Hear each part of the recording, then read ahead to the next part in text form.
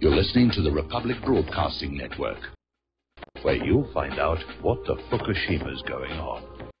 And aloha, America. Welcome to our show here, and we're having some technical problems, so bear with us a little bit. Apparently, there are thunderstorms over RBN, and Skype keeps dropping out, so we're going to try and stay connected as well as we possibly can. It is Tuesday, May 9th, 2017, and we've got a lot of stuff to talk about today. The phone lines are open, 800-313-9443. And getting into the news here, over in Syria, it looks like something is getting ready to happen there, and of course it's going to be telegraphed with yet another in a long series of false flags being manufactured to convince you that we have the moral right and the necessity and the duty to go and smash up somebody else's country yet again. The de-escalation agreement for the 4 fighting zones in Syria has come into effect, and so far it does seem to be working.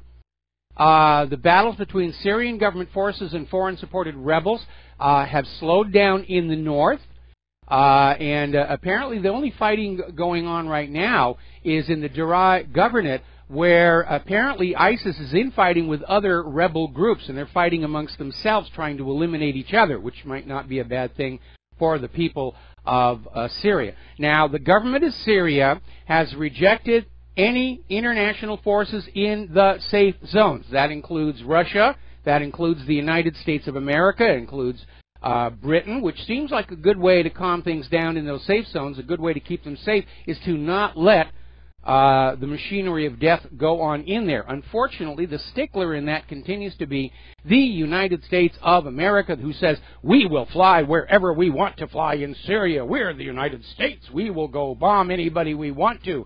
And this is coming out of the Pentagon, not the White House. And that, I think, is beginning to reveal that the executive branch really has lost control of the military foreign policy. And so they're out there with a Pentagon spokesman saying, we'll go wherever we please, and nobody can stop us. Sounds like famous last words.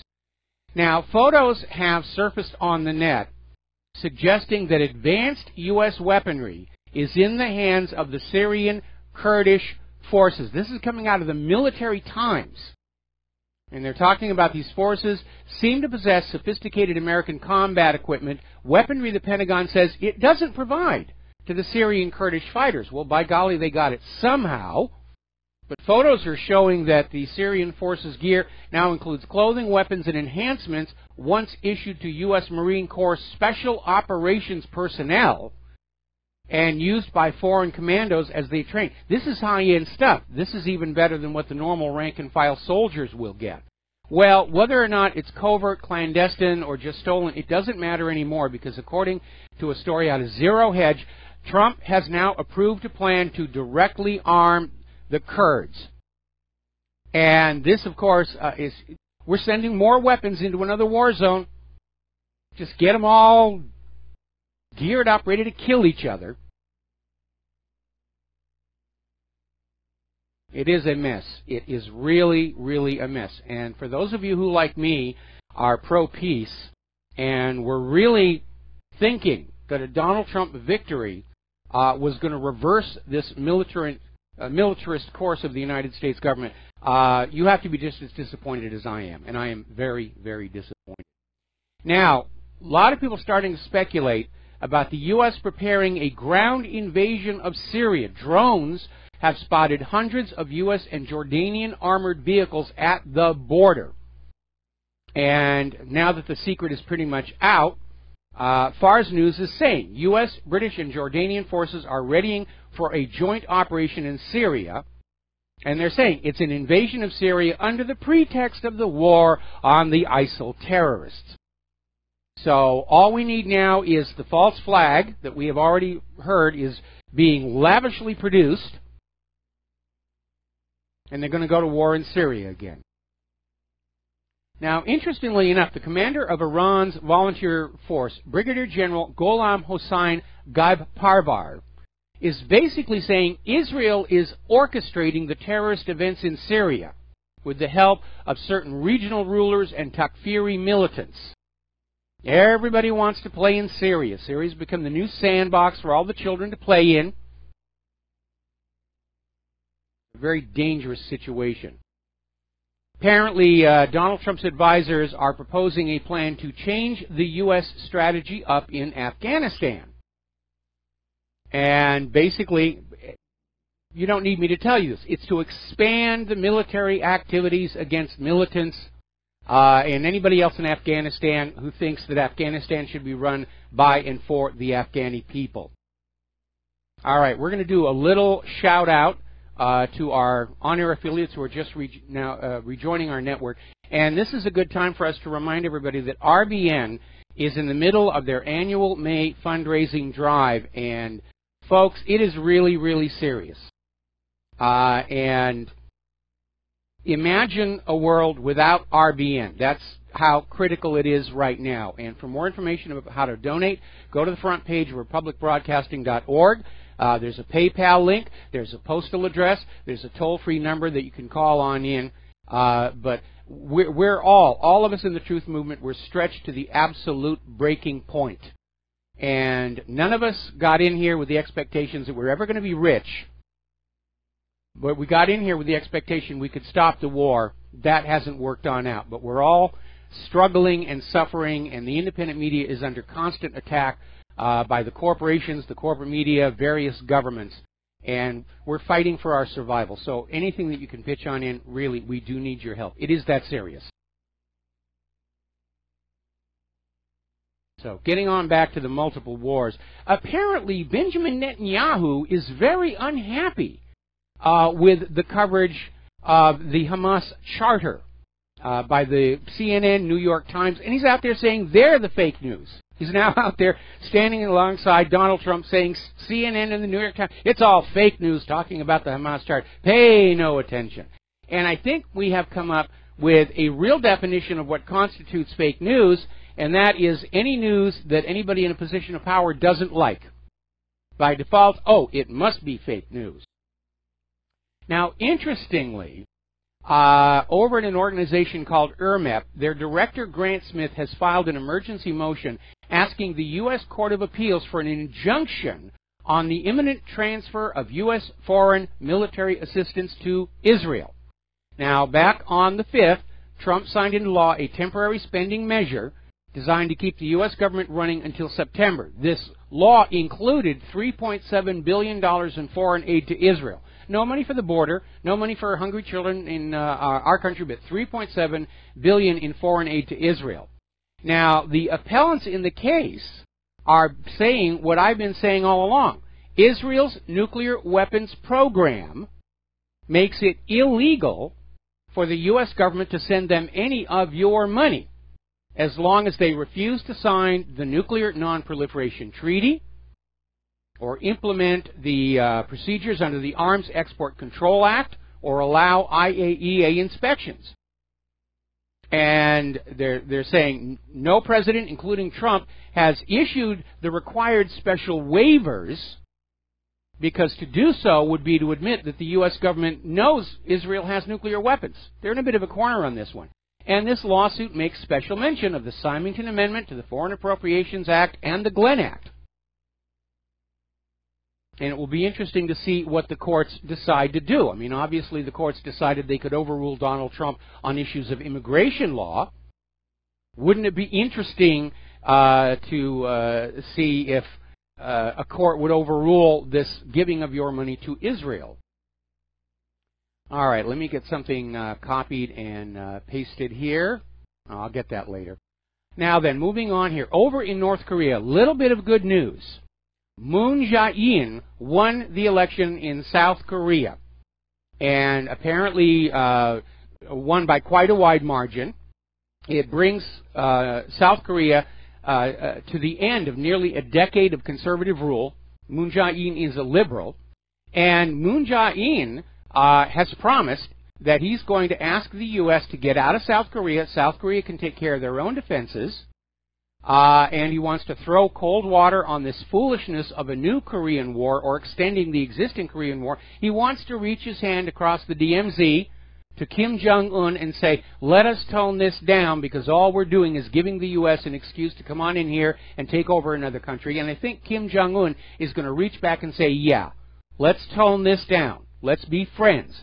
It was only 6 years ago they were talking about reunification until the United States got in there and started mucking about.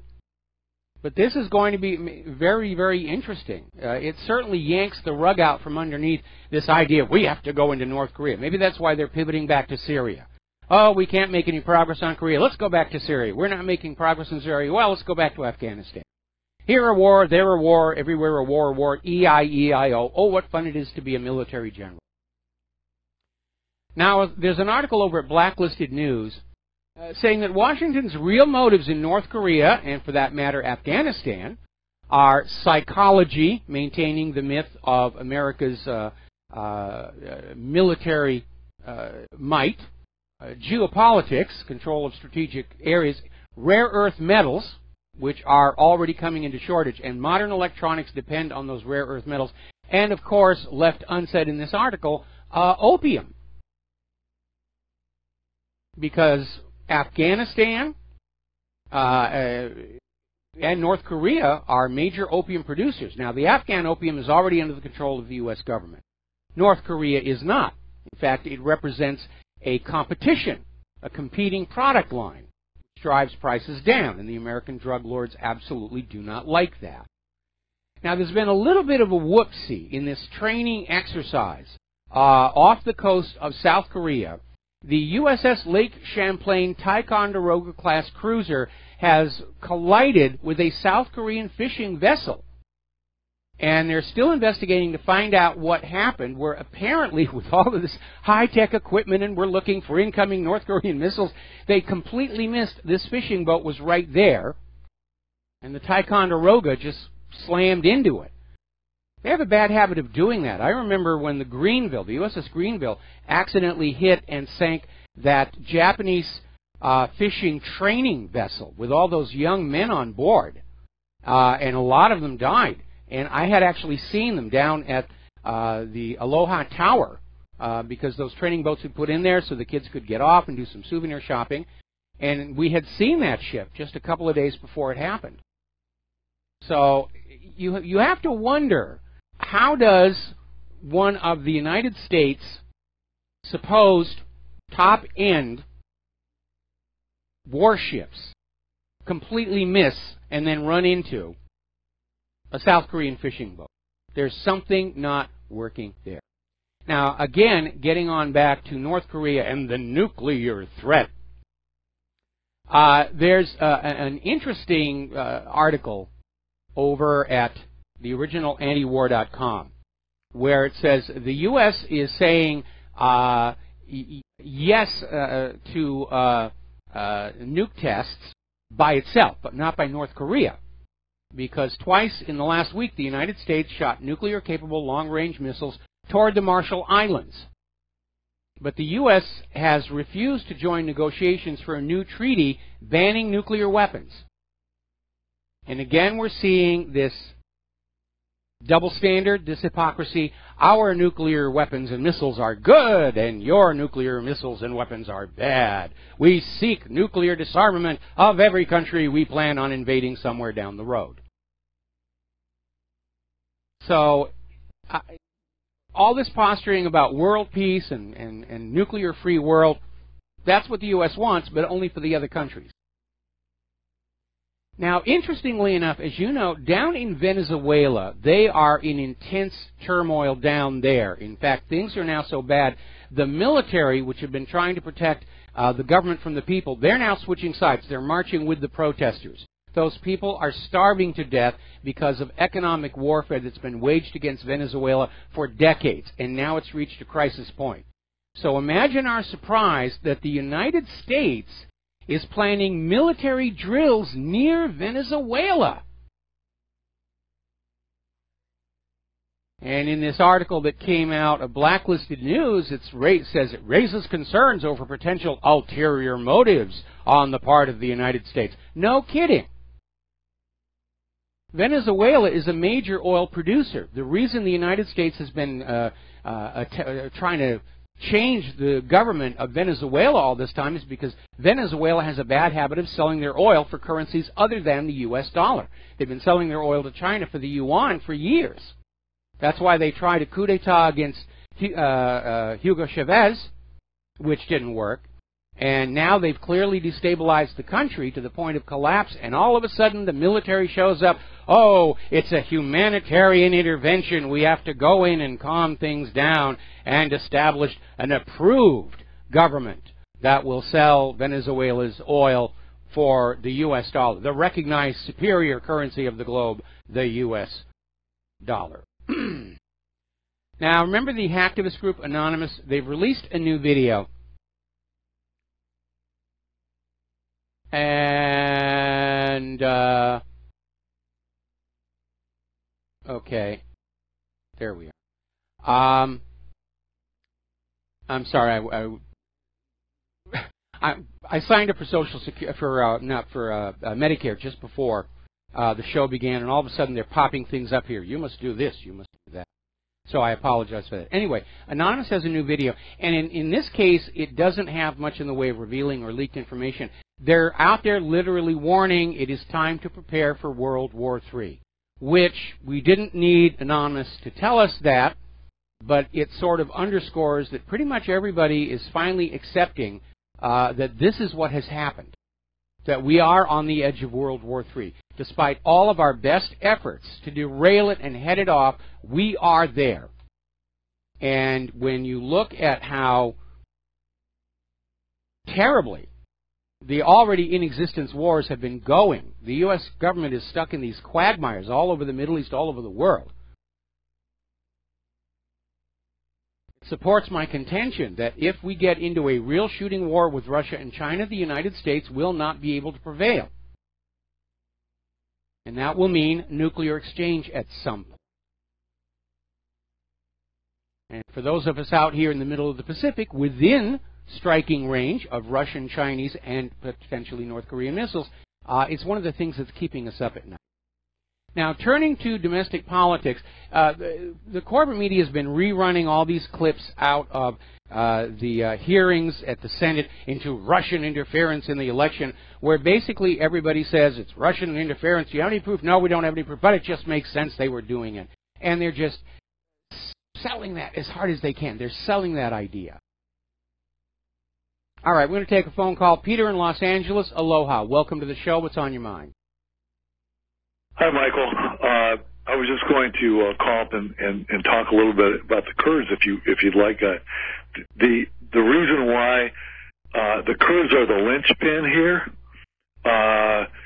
they straddle what is now Iran, Iraq, Syria, and Turkey. And the part of Iraq they have is the northern Mosul is in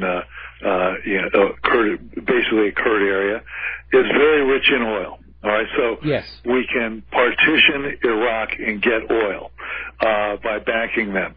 We can keep Turkey in our orbit by allowing them to either get the Kurds out of their area and into a dismembered Syria and a dismembered Iran as well, because by arming the Kurds, and by the way, the reason why they have those arms are because they would be resisting the Iranians or fighting the Iranians.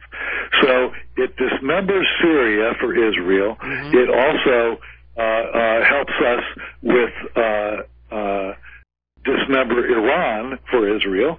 We're in a large part of the reason why we're in Afghanistan still is because I'm going to have to put you on hold, Peter. Peter, I'm going to have to put you on hold. We got to do a commercial break. Don't go away. We're going to come right back to this after these few words.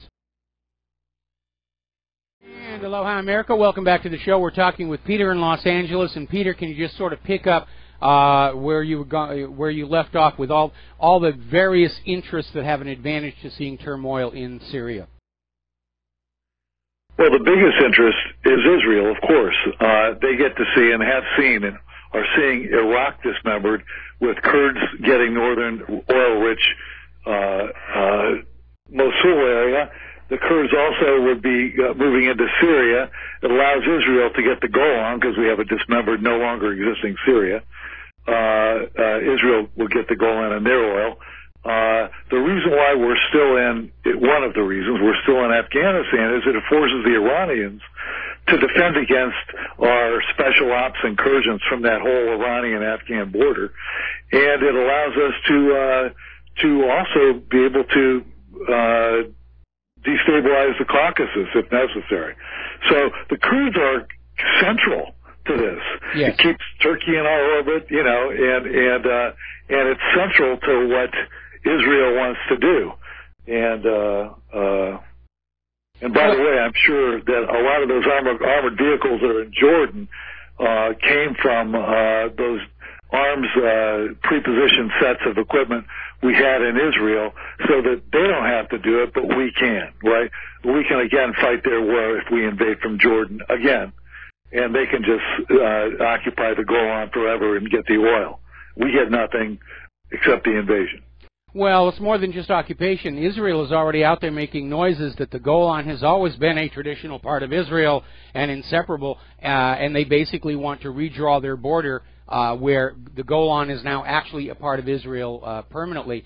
The wild card in all of this, of course, is that as the U.S. starts arming up the Kurds, Erdogan in Turkey is not going to be liking that at all, and he was already talking about sending his troops down into the Kurdish areas to actually make war on the Kurds.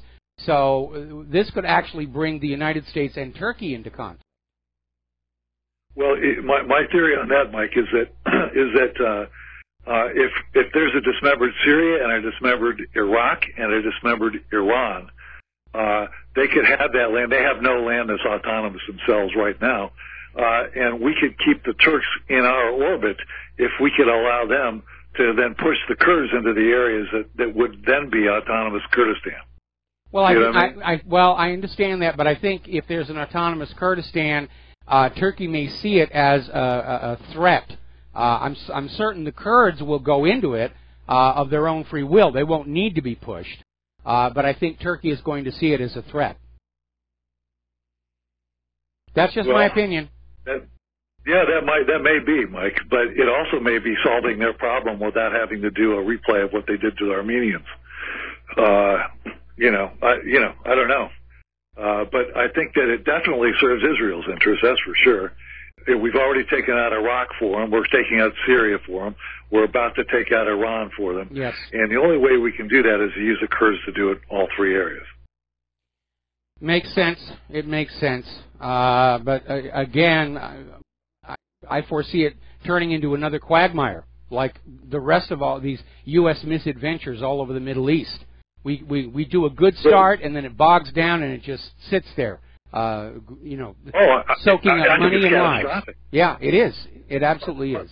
Mike, can I say the other reason why I believe that we're in Afghanistan, not only for the oil pipelines and the opium trade, which I'm sure are a factor, but it keeps that whole line of supplying anybody who's against Iran, and they have to defend that border, the Afghan-Iranian border.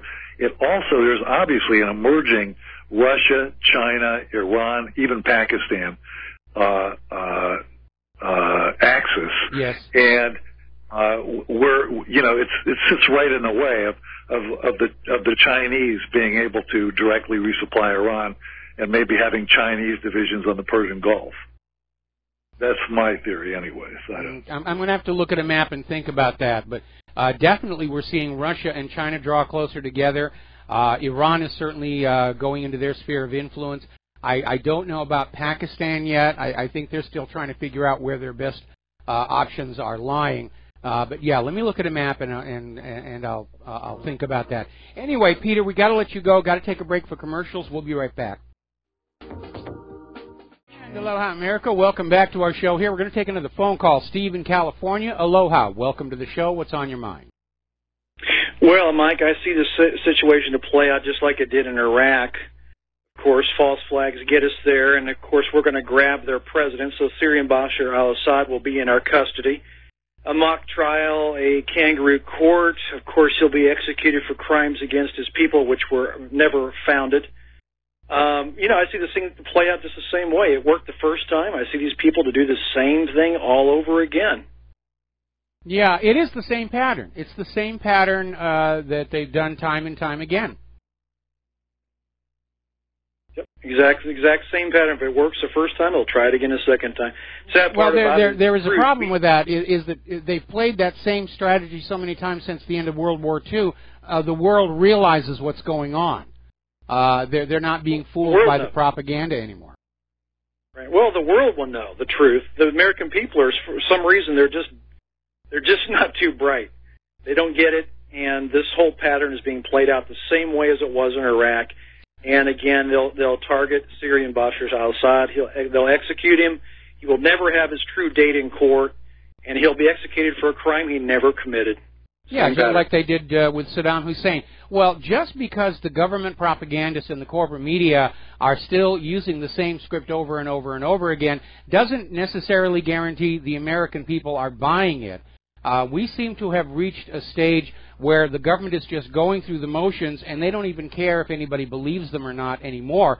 And certainly looking at the latest polls, nobody is believing them. Trust and confidence in the corporate media is at a record low. Same thing with trust and confidence in the government, record low.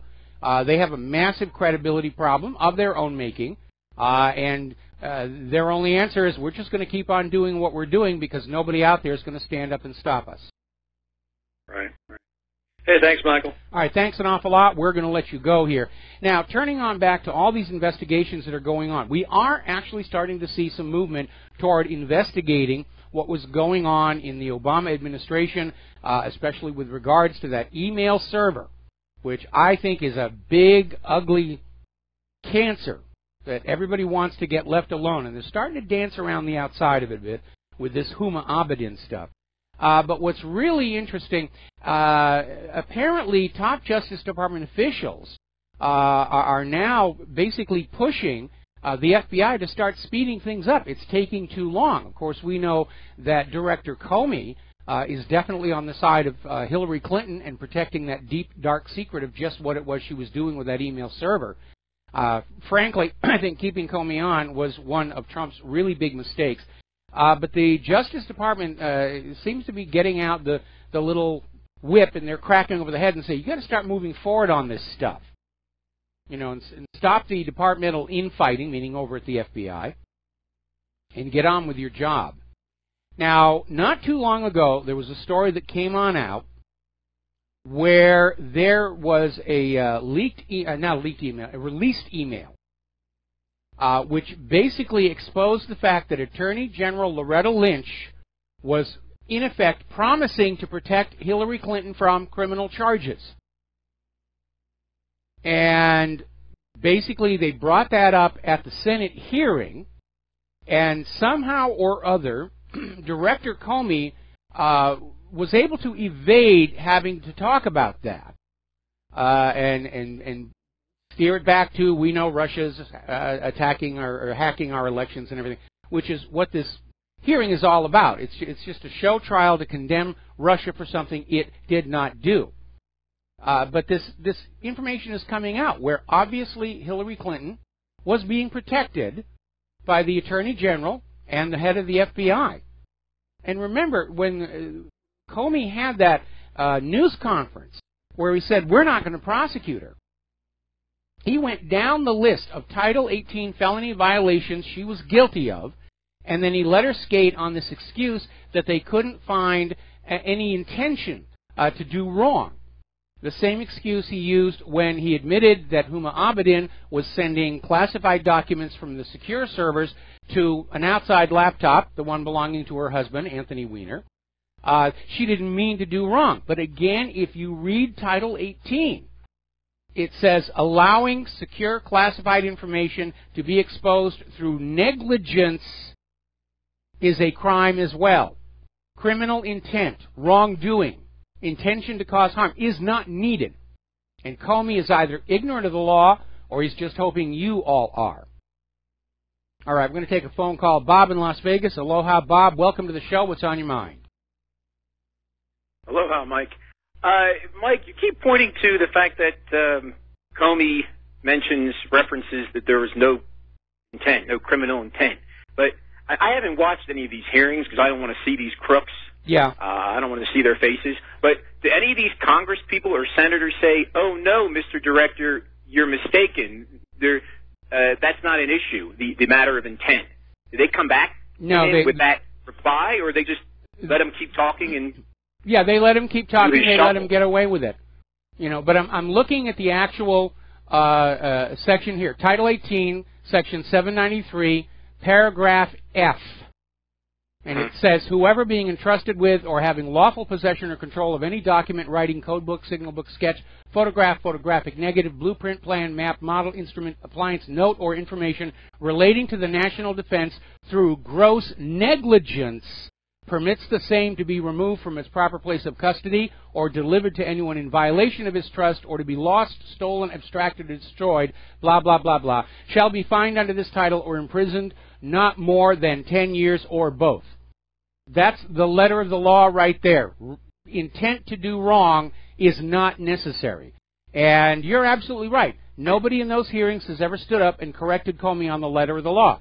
So they're all hoping that you don't know what the law actually is, that you'll just take their word for it that, you know, she didn't mean to do wrong, and therefore, you know, we should let her go. Right. Mike, I know you're discouraged like all of us with Trump, and I know you had spoken before he took office that once he came into contact, once he had to deal with Netanyahu on a day-to-day basis, that he would come around and you know, become more independent of the Israeli lobby and the Israelis. But I was wrong. I was wrong. You were wrong on that. Yeah. Okay. Yeah, I think that's obvious. I think it's obvious it's not going to change. You know, Mike, finally, Brandon from San Francisco was saying that, you know, the people on the center, the right, need to align with the left against these wars. The problem with the left is they're not concerned about, they used to be, they're not concerned about issues of war and peace and the middle class and all these manufacturing jobs. They're just interested in identity politics. That's their main issue now. Yeah. You can't align with them on war and peace. They don't care. They're just interested in these identity politics, transgenders, whatever, you know, political these correctness issues. Right. Yeah. That's it. Can't align with these people. They're not interested. Well, you know what's going on here. The government is using the ultra-liberal left like rodeo clowns. They're trying to keep people distracted, and that's where a lot of this nonsense is coming on in, because right now the U.S. government doesn't want the American people really thinking very closely about all of this escalation of wars all across the globe. Because, again, they don't really have the support of the American people for a new global war. And I think all of the, shall we call it the war porn that is all over cable TV right now about the dropping of the bombs on Hiroshima and Nagasaki and all this footage from World War II and everything, I think it's actually being counterproductive.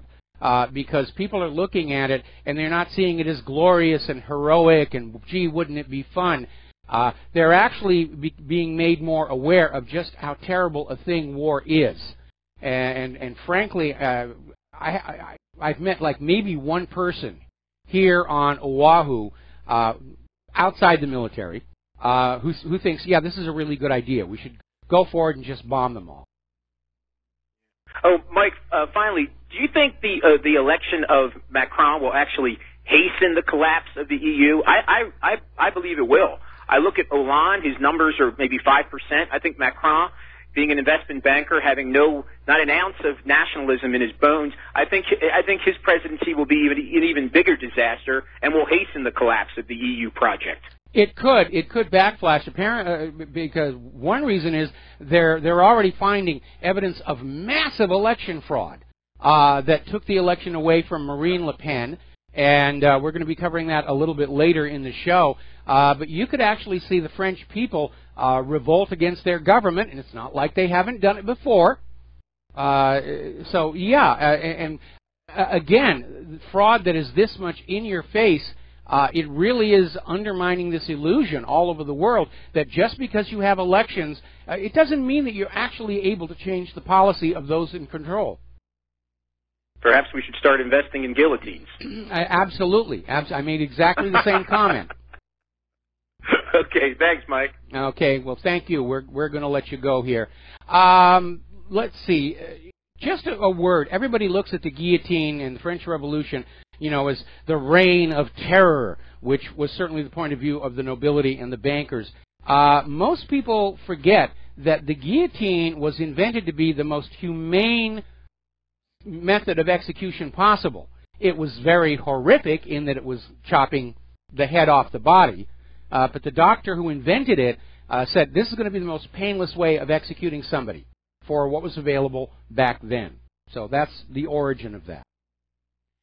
Unless you dull the blade, then it's a different story. Now then, getting on back to Director Comey. What's interesting is Comey's statements before the Senate directly contradict what Huma Abedin herself said last November. Comey was out there saying that there's no big deal. Huma Abedin was regularly sending these classified emails to Anthony Weiner's laptop so that they could be printed out and be made available to her to take to the State Department. Apparently, Comey thinks they don't actually have printers inside the State Department, inside the secure network, but that's what he said. But last November, Huma Abedin, through her lawyer, Karen Dunn, said she had no idea how those emails could have wound up on Anthony Weiner's laptop, and only learned about the emails being on the laptop through the news media. So, again, more lies exposed, and the corporate media will just pretend like nothing ever happened. Judicial Watch has now filed lawsuit for Sally Yates' emails while she was at the Justice Department. And Sally Yates is in the history books for having served as Attorney General for a mere 10 days. And now she's out there on the warpath trying to say that, oh yes, she warned Donald Trump about Michael Flynn's connections to Russia, which, by the way, the FBI has now said there was nothing going on there. They've looked into it. The conversations between Michael Flynn and the Russian ambassador were all about proper business, above board. There was nothing going on.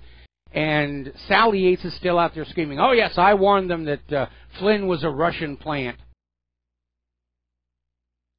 And there's something that you probably ought to keep in mind at this point. Every time, everybody who's out there saying Russia did this, Russia did that, Russia, it always comes up short. There's no proof of any of it. They're just trying to bring back McCarthyism, where all they have to do is say the word Russian, and the American people will obediently wet themselves and fling their money and their babies into the designated wars. And at the hearings, I mean, they're making all these grandiose claims like Russia tried to disrupt U.S. elections for years. They've been doing it all along. Okay? Why didn't you say anything before now? If at first you don't succeed, lie, lie again appears to be the motto of our politicians. And as the lies fail to find traction with the American people, they get more and more outrageous, trying to get into the big lie area where it's so shocking that you'll just believe it on instinct. And what's really interesting, getting into the fine details of the hearing, you have Senator John Neely, Kennedy, saying, can we agree the Russians attempted to influence the outcome of the election? And Clapper and Yates said, oh yes. And Kennedy says, did they succeed? And Clapper says, well, we can't make that call, which is political speech for, no, we couldn't find any evidence. They basically said in all 50 states they found no actual evidence of influence on voter tallies by the Russians. Now, we know that a lot of voter fraud has been discovered in last year's elections, all of it favoring Hillary Clinton. So, Dianne Feinstein and Joe Manchin have now admitted on the corporate media there is, in fact, no evidence of a Trump-Russia collusion. They're still pushing the story saying, well, it just makes sense they'd be colluding. We don't have to prove it. I mean, it's just so obvious. Everybody should see it. Meanwhile, CrowdStrike, which was the so-called computer security firm that claimed Russia hacked the DNC servers and then hacked the election, apparently they're so little thought of in their own computer security industry, they got laughed off the stage at ThoughtCon. They're seen as a joke by real computer security experts. All right, we're going to start with Alex in Florida, and we're probably going to have to take you through the commercial break. Alex, what's on your mind? Hey, Michael. one thing that I heard that is telling, which we've heard it before during the congressional hearings, but you never hear them demand that we want the server. The FBI should demand the server from the DNC. I mean, if this is a real legitimate case that we have here, how come the DNC can not give the FBI the server to show us the evidence? Well, that's always been one of the real questions. I mean, when the DNC said, we're being hacked, the Russians are hacking us, and the FBI came on in and said, let's take a look and say, oh, no, we've got our own security people, CrowdStrike, you just take their word for it. And CrowdStrike has now turned out to be just a joke, and even CrowdStrike has now pulled back on the claim, saying that, yes, their methodology was flawed, and they don't really have any proof. It was just a giant bluff. Apparently, somewhere in Hillary Clinton's fevered brain was this idea that if they could build a credible case for Russian interference in the election, in the minds of the American people, that they could somehow reverse the results. And it didn't happen. And now they're stuck with this idea that Russia hacked the elections, and they can't back down and say, we were just lying and fooling you all. So now they're stuck with it. All right, we're going to have to take a break for commercials. We'll be right back after these few words. And aloha, America. Welcome back to our show. We're going to go back to the telephones. Sherry in Fredericksburg, aloha. Welcome to the show. What's on your mind today? Thank you, Mike. You know, years ago, not years ago, but back when Hillary got off because of extreme carelessness, right? Mm-hmm. I remember listening to a show, I don't know which one it was, but an attorney called in, and he said extreme carelessness is actually a definition for gross negligence. But because those magic words, gross negligence, weren't said, that she got off. So is this just a play on words? In other words, it was gross negligence, but because he said extreme carelessness, the definition of it, then somehow that exonerated her? Well, they used language that seemed as banal as possible. They chose carelessness over negligence because carelessness, we all make careless mistakes. And they were trying to basically, feel bad for Hillary. I mean, she made a mistake. Everybody makes mistakes. But again, under Title 18, making a mistake is the crime when you're dealing with classified documents. Now, many years ago, when I was still on good terms with the government, I briefly held a clearance, and I got the lecture on how to handle classified documents, and I took that all very seriously. And so there are rules, and if I had to sit through that lecture, then so did Hillary Clinton. She knew the rules. There was no way she didn't know the rules. And so this idea that we should forgive her mishandling of classified documents because it was merely negligent, the law specifically says negligent releasing of classified documents to where they should not be is in and of itself a crime. She could go to jail for 10 years on that if we had a fair and honest justice system. Yeah, but they're synonymous. You know, this is the thing. It's like a trick. It's synonymous. It's a trick of language. They could either say gross negligence or carelessness. Carelessness has less emotional impact, and that's why they went through that. Yeah, that's right. It was almost like we were tricked, but we weren't really tricked. So let's not be tricked. You know, if it's a definition for it, then it must mean it. But just because he didn't say those exact words with the gross in there, if extreme carelessness is gross negligence. You know what I mean? According to this attorney. So that ought to come up somewhere. I mean, his choice of words were not accurate, but they meant the same thing as. You know, it's just kind of this gray area it irritates me. Well, it does, but it really is a side issue because the bottom line is Comey's claiming that they're not going to prosecute because they couldn't find an intention to do wrong. It doesn't play. It's not the letter of the law. Revealing classified information through negligence is a crime in and of itself. And Hillary did that with releasing information onto her private server, and Huma Abedin did it sending documents to Anthony Weiner's laptop. And Comey is just out there. He's obviously trying to protect this.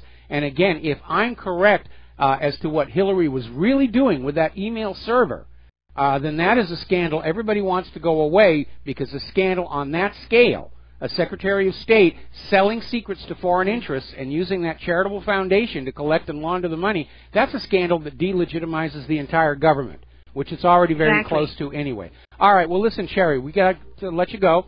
We have to do a station identification, and then we'll be right back after these few words.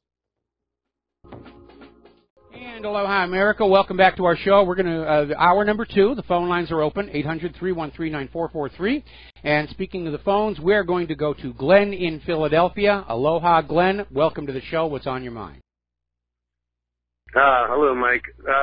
The world of French politics. I have to recommend that people take a few minutes to listen to Alan Sherman's old classic song, "You Went the Wrong Way, Old King Louie." Oh, I love that one. I absolutely love that one.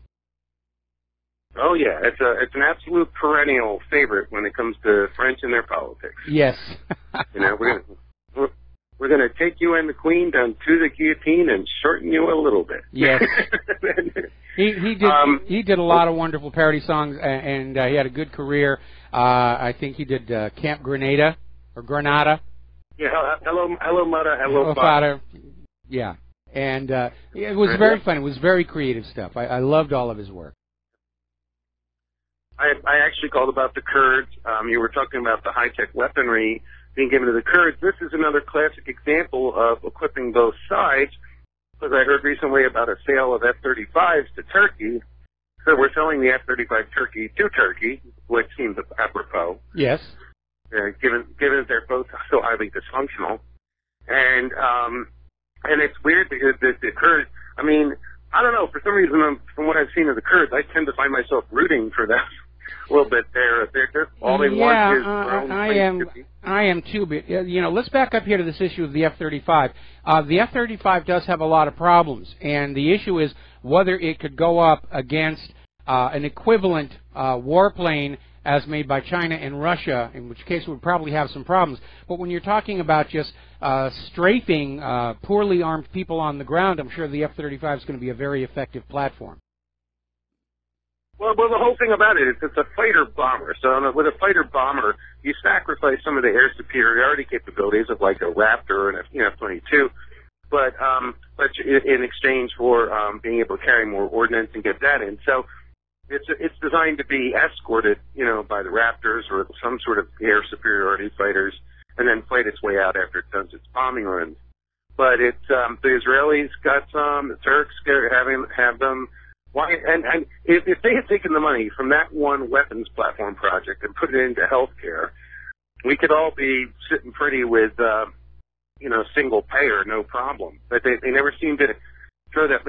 You talk about the ships, those littoral combat ships, and all these dysfunctional weapon systems. If they'd have put that into healthcare. Hello? Okay, I think we lost Glenn. Okay, all right. Well, let's go to Mark in North Carolina then. Mark, are you okay? We just lost our Skype connection again. In fact, I just gotten a message from the control room at RBN that they are under heavy storms, and they were concerned that possibly they might actually lose power. And so let's see if they're still actually there.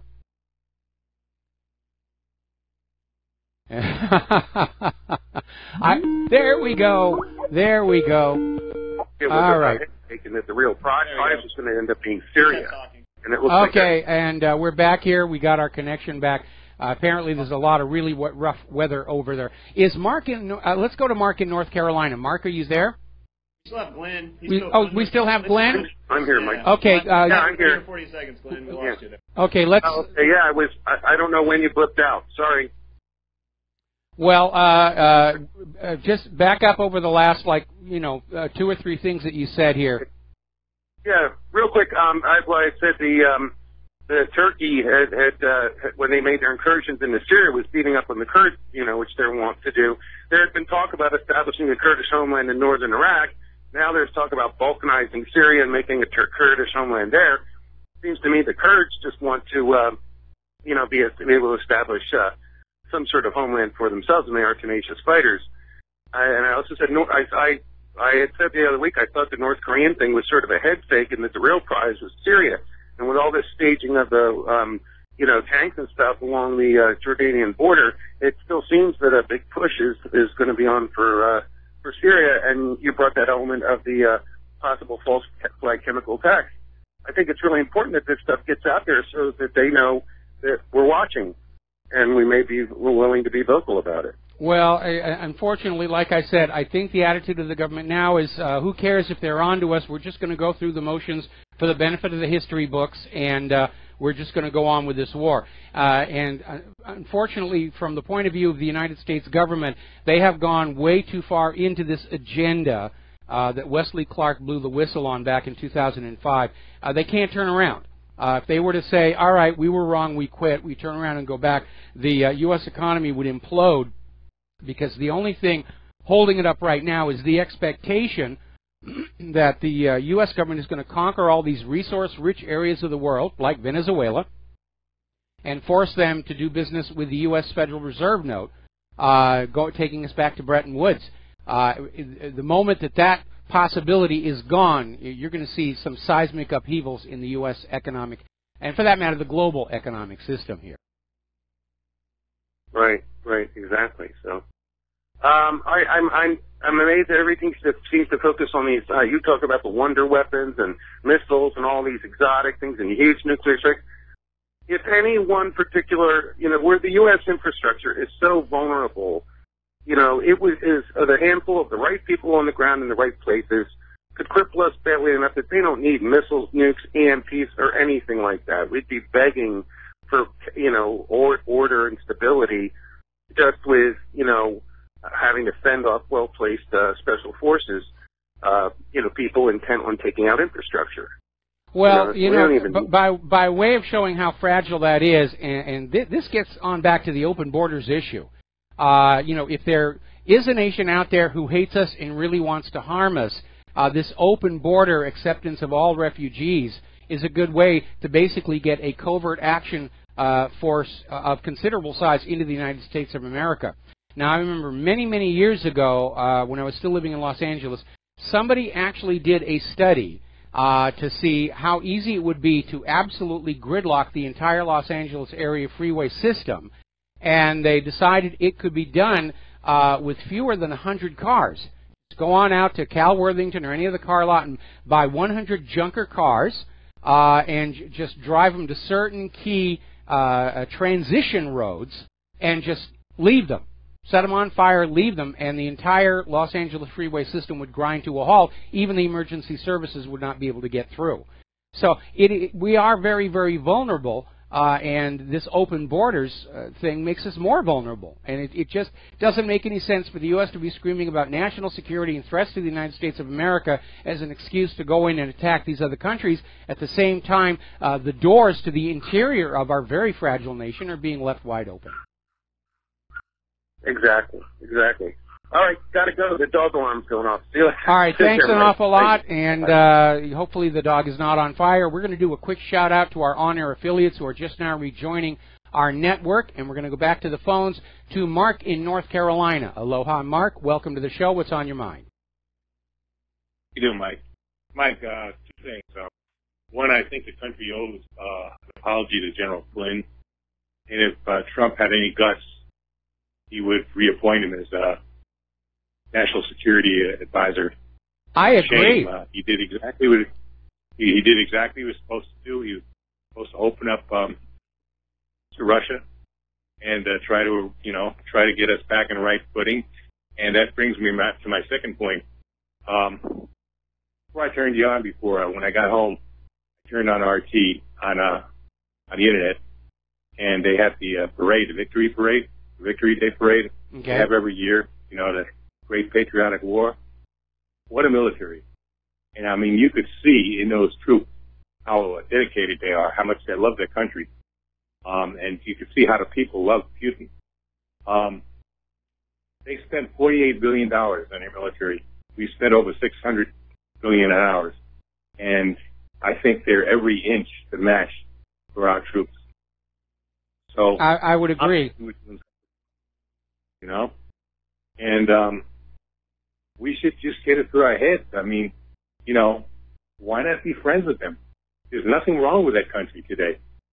I don't know, you know, maybe there was something wrong with the Soviet Union. I mean, I'm not a communist. I don't particularly like communism. And I guess, you know, there were some problems there. Of course, they did defeat the Nazis. There's no question about that. They were the primary, Russia was the primary nation that defeated them. And they took over 20 million people killed in order to accomplish it. But as far as today, they're a decent, democratic, they're mostly Christian nation. As a matter of fact, view themselves as a Christian. What is the problem?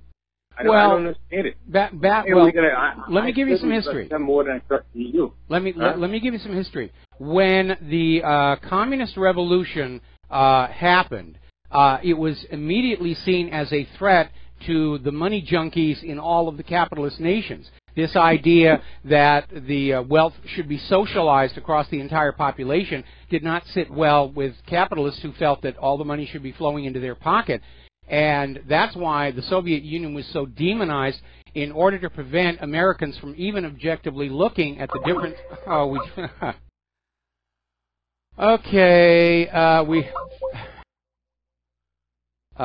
this is getting really kind of weird here. Okay. Call again. There we go. All right. And we're back here again, and I'm sorry about all these interruptions, but something apparently is going on. I hear you now. Okay, with our Skype connection. So let me back on up and give you a little bit of history. What's scared the American economic system so much about the Soviet Union was its communist philosophy of socializing the wealth across all the population. And that was seen as a threat to the capitalist money junkies, who think the natural order of the universe is that people should work and all that wealth should go into their pockets. And that was why the Soviet Union was being so demonized, to prevent Americans from even objectively looking at the difference between the two economic systems. And I remember still from when I was in grade school, the social studies textbooks, the propaganda against the Soviet Union was heavy-handed and way over the top, and I even noticed it all the way back then. So that's what was happening back then. Now, you're right. After the fall of the Soviet Union and the Russian republics are more capitalistic, and everybody was all friends and buddy-buddy, but there are two aspects, which is why the United States, actually three aspects, why the United States is back trying to turn Russia into an enemy. The first one is that with the end of the Soviet Union and the Cold War, the American people were saying, well, let's cut spending on the military. We don't need to maintain all of these weapons of horrific mass death. There's no more Soviet Union. It's time for a peace dividend. And so the military-industrial complex has been longing to bring back some form of the Cold War for quite some time. And that's one of the factors. The other factor is that Vladimir Putin, when he took direct control of Russia's central bank, it's still privately owned, but Putin took government control of their private central bank in order to manage the public currency as a public utility, and on that day he went to the top of the private central bankers' special high-interest targets list. And then the third factor is that Russia and China and a lot of other nations that are allied with Russia and China have stopped using the U.S. Federal Reserve note for cross-border trade and banking, and that is a tremendous threat to the Federal Reserve, which has grown very wealthy over forcing other nations to use U.S. dollars for cross-border trade and banking, to either borrow those pieces of ink and paper at interest or to send manufactured goods and agricultural produce to the United States in exchange for ink and paper. And it was a way of the U.S. imposing its imperial tax on the rest of the world following World War II. But that's falling apart. And in terms of the globalists, the New World Order, Russia and China most assuredly do not want to surrender their national sovereignty to a global government. And so before they can bring about the New World Order and the global government, Russia and China have to be destroyed. Am I still on? Yes, you're still on. Oh, okay, yeah. Yeah, I just had a couple of questions on that.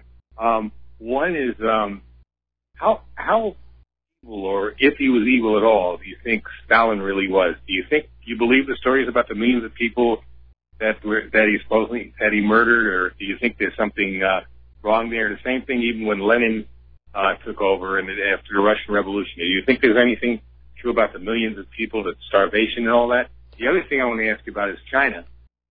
According to Alex Jones, at least, China is part of that New World Order. If they're part of the globalists are using them, he doesn't think Russia is. But I'm wondering what you think about that also. No, I don't think China's part of the New World Order. And as far as what we know about anybody in history at this point, knowing how history is distorted for political gain, it's hard to say. They may not have been as evil as we are told. Others may not have been as good as we are told. We are just now realizing that the government of the United States of America is also guilty of very horrific actions, such as torturing innocent Iraqis to death to find weapons of mass destruction that don't exist. We've got all these CIA secret torture centers all over the globe. We're finding out our government is itself involved in illicit drug trafficking. And so we are basically as clueless about the true nature of our leaders as the medieval peasants were. But that is rapidly changing because of the Internet and the independent media. Obviously, Stalin made a lot of mistakes. So did Lenin. So did Adolf Hitler. But again, if we rely on the official Orthodox history, we may not really understand what these people were about. It's the same thing every time I talk to somebody about North Korea and they say, oh, that Kim Jong-un, he's a kook, he's a nut, he's all this other stuff. And I say, how do you know? Have you ever met him? No, but I saw it on TV. And I say, you mean the same people who told you Saddam had nuclear weapons, and you're going to believe them what they're telling you today? And that usually shuts them up. But as far as Stalin goes, I mean, even after he died, I mean, even the Russians kind of said that he did some bad things. But Khrushchev, for one thing, I think he cut off all information about Stalin at that time. And I mean, and supposedly he killed his own people. It wasn't that he went to another country and did anything. He actually supposedly killed millions of Russians. I'm just, I don't know. He killed the undesirables, the deplorables, whatever. I mean, if you read the works of Solzhenitsyn, that's a very good insight into what was going on. And yes, the Stalin's state security did send a lot of people away to the gulags. I don't know the exact number. But yeah, bad things happened in the former Soviet Union.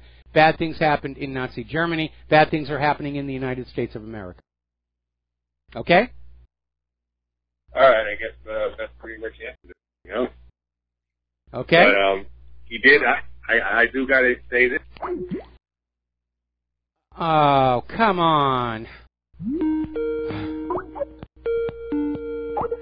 Not someone that looked like the Germans were going to overrun it. And people at that time seemed to respect it. I don't know. Okay.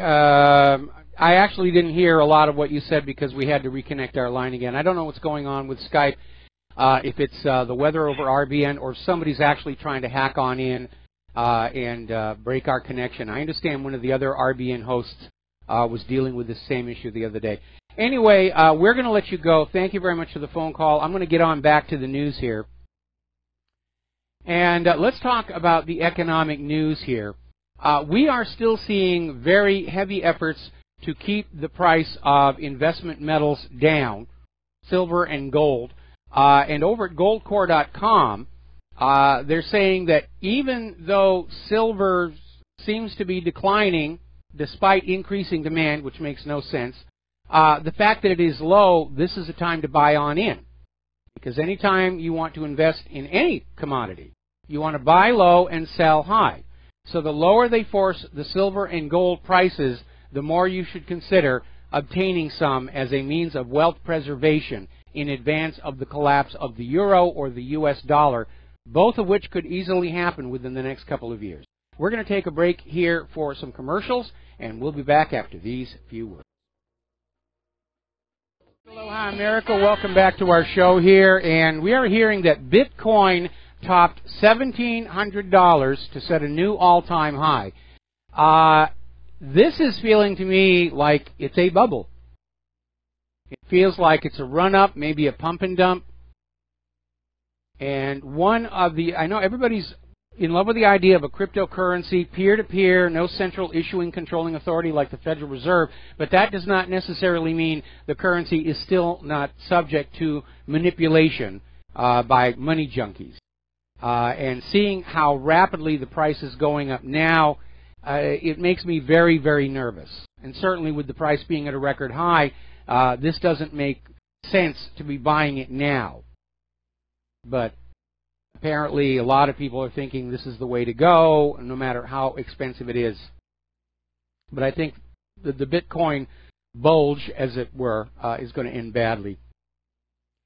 Now, despite all the claims by the government and the corporate media that everything is really hunky-dory and unemployment's only 4.4%, the reality is that we are in a time of extreme economic hardship.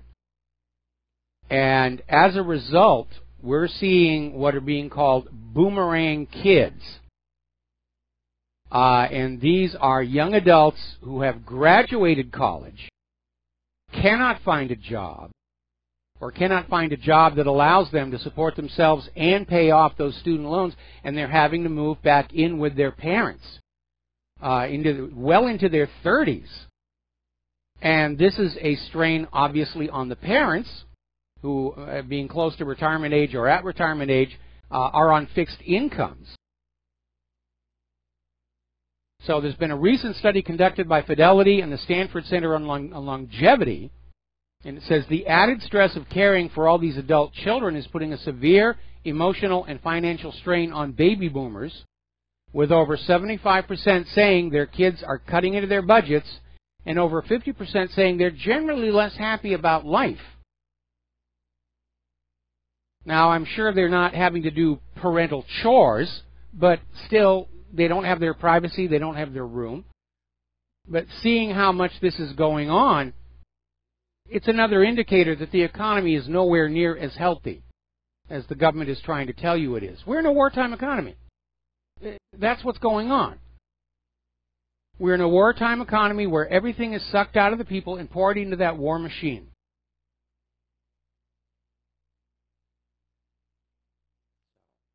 Apparently, over in Fort Lauderdale, and this one actually made the corporate media, apparently there is a labor dispute going on, Spirit Airlines, and apparently the labor dispute has resulted in over 300 flights being canceled over the past 7 days. They can't find flight crews.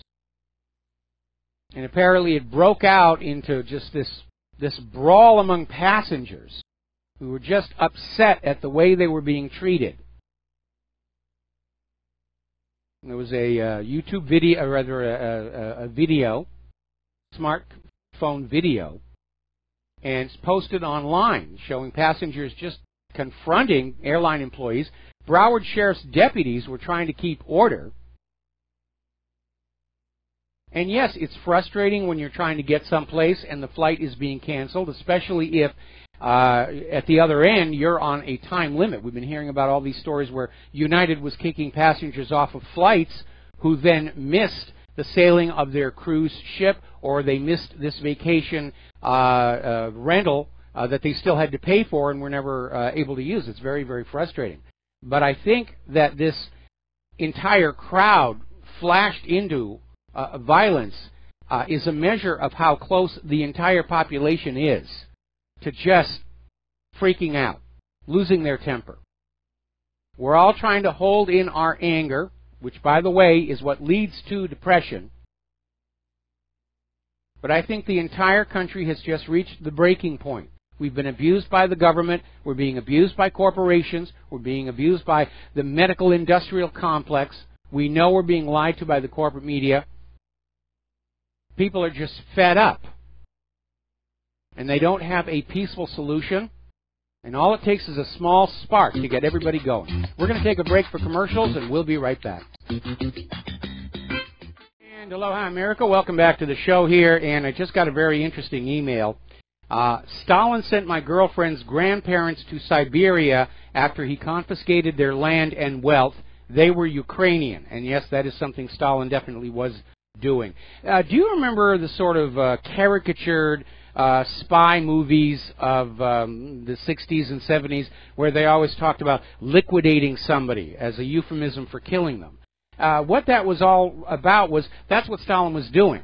And he was talking about liquidating them like a financial term, which was to kill or remove some people and then liquidate their assets in order to pour wealth into the government's budget.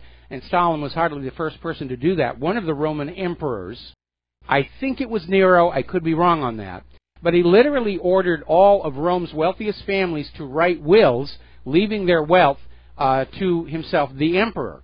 And then every time the Roman treasury started getting depleted, he would simply have his centurions kill off the family and inherit their wealth and put it into the treasury and so forth and so on. So, a lot of nasty things going on. We are also getting word that North Korea has just announced they are moving forward with their 6th nuclear test. We have way too many hotheads in this circus right now.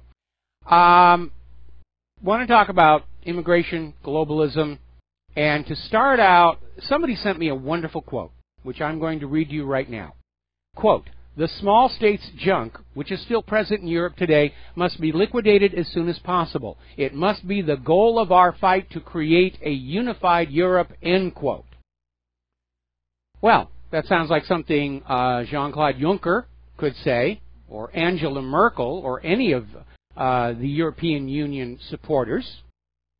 But it turns out that's a quote from the diary of Nazi propaganda minister Joseph Goebbels, explaining why, once Germany was provoked to war, why they felt they should continue it. So what we have here right now is the same exact plan, a unified Europe, unfolding today that was unfolding back in the 1940s, and it didn't work out all that well. Now, as you know, a lot of people were very disappointed by Marine Le Pen's loss in the French election, but already we are seeing evidence of massive, and I mean truly massive, in-your-face election fraud that is starting to surface. Apparently an Arab man actually recorded himself stealing all the Le Pen ballots at his polling station in suburban Paris so nobody could vote for her. And he actually did a selfie video. Look, I'm stealing the ballots. Oh, where are we going on? And then there's an even more alarming article. This is out of One Earth Unite, and they've got photos to back it all up. Remember we were talking the other day about these spoiled ballots. And what that means, ballots that are damaged and therefore are under French law, not counted. And apparently they have discovered thousands of torn Marine Le Pen ballots, which are all invalid and disqualified. They're not going to be counted. And they're reporting in this story that French voters received their ballots in a large envelope in the mail. Many of the envelopes contained 2 Macron ballots and no Le Pen ballot, so they couldn't vote for Le Pen. And others contained a perfectly intact Macron ballot and a torn Le Pen ballot, which would be considered invalid. And we, remember, reported earlier in the week that the number of so-called spoiled ballots was larger than the number of votes Marine Le Pen actually received. And if they were all Le Pen ballots and they had been counted, it would have put her over the top. Yes, it is time to bring back those guillotines. And it's just like we saw with the Scottish independence referendum. They're stealing the election, and they don't even seem to care if everybody knows it. Yeah, we're stealing the election. What are you going to do about it? Now, getting on back to the Senate hearings about Russia did this and Russia did that, and Russia's tearing tags off of couch cushions, and Russia's stealing socks from the dryer. Apparently, a cyber official told the Senate earlier today, that the United States was watching while Russians hacked the France computer networks during the election, and that the U.S. warned French officials that it was going on. So, okay, if Russia hacked the election, then maybe Macron didn't win fairly? Propaganda is starting to fight against each other, and that's a good sign. That's a good sign. Now, here's an update on a story that we covered yesterday. Germany takes first step toward legalizing rape committed by Muslim men. This is just ridiculous. And the story is recently a German judge acquitted a Turkish drug dealer, fully understanding that he forcibly and undeniably violated a woman for 4 hours to the point of her incapacitation. And the reason the judge did not convict this Turkish drug dealer for rape was the claim that the perpetrator did not culturally understand what rape is. The judge said that the mentality of the Turkish cultural circle, to the Turk, it's simply wild sex. And the judge said a conviction is not possible because no intention is demonstrable. Well, again, just like the Title 18 stuff, the intent doesn't matter. It's the physical assault on the woman. And more than that, I want to go back to what Teddy Roosevelt said about immigration, where he basically said anybody is welcome to come to our country legally through the proper channels, but once you are here, understand you are in this country. You obey our laws. You understand we have a certain culture and certain beliefs and a language called English. You don't come here and try and make our country what your country was. Because if your country was all that wonderful, why did you come here in the first place? Actually, that's my adding on to what Teddy Roosevelt said. And I find it shocking, although understandable in the light of this New World Order nonsense, where these refugees are going into Europe and they are committing rape on an epic scale. And now we're seeing some of these countries saying, well, they don't understand that rape is bad, therefore we're not going to throw them in prison. Meanwhile, the woman has still been raped. The women have been raped. And if they're not going to arrest and prosecute these refugees under that nation's rape laws, then women better start learning how to use firearms, or at least pepper spray.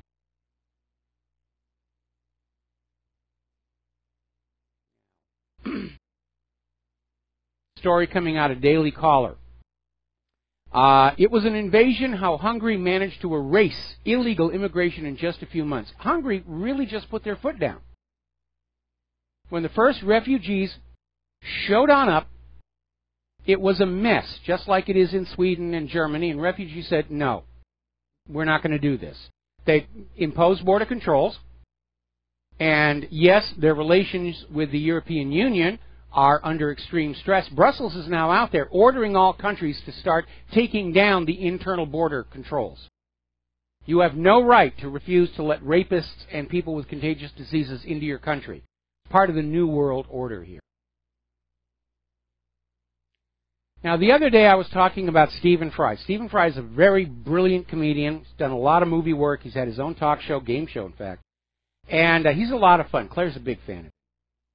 And we were talking about how the Irish government was looking at him to charge him with blasphemy, which I didn't even realize there was a civil law against blasphemy in Ireland, but apparently there is, because he had made a comment on a TV interview about how could he give his worship to a God who allowed such evil and injustice to exist in the world.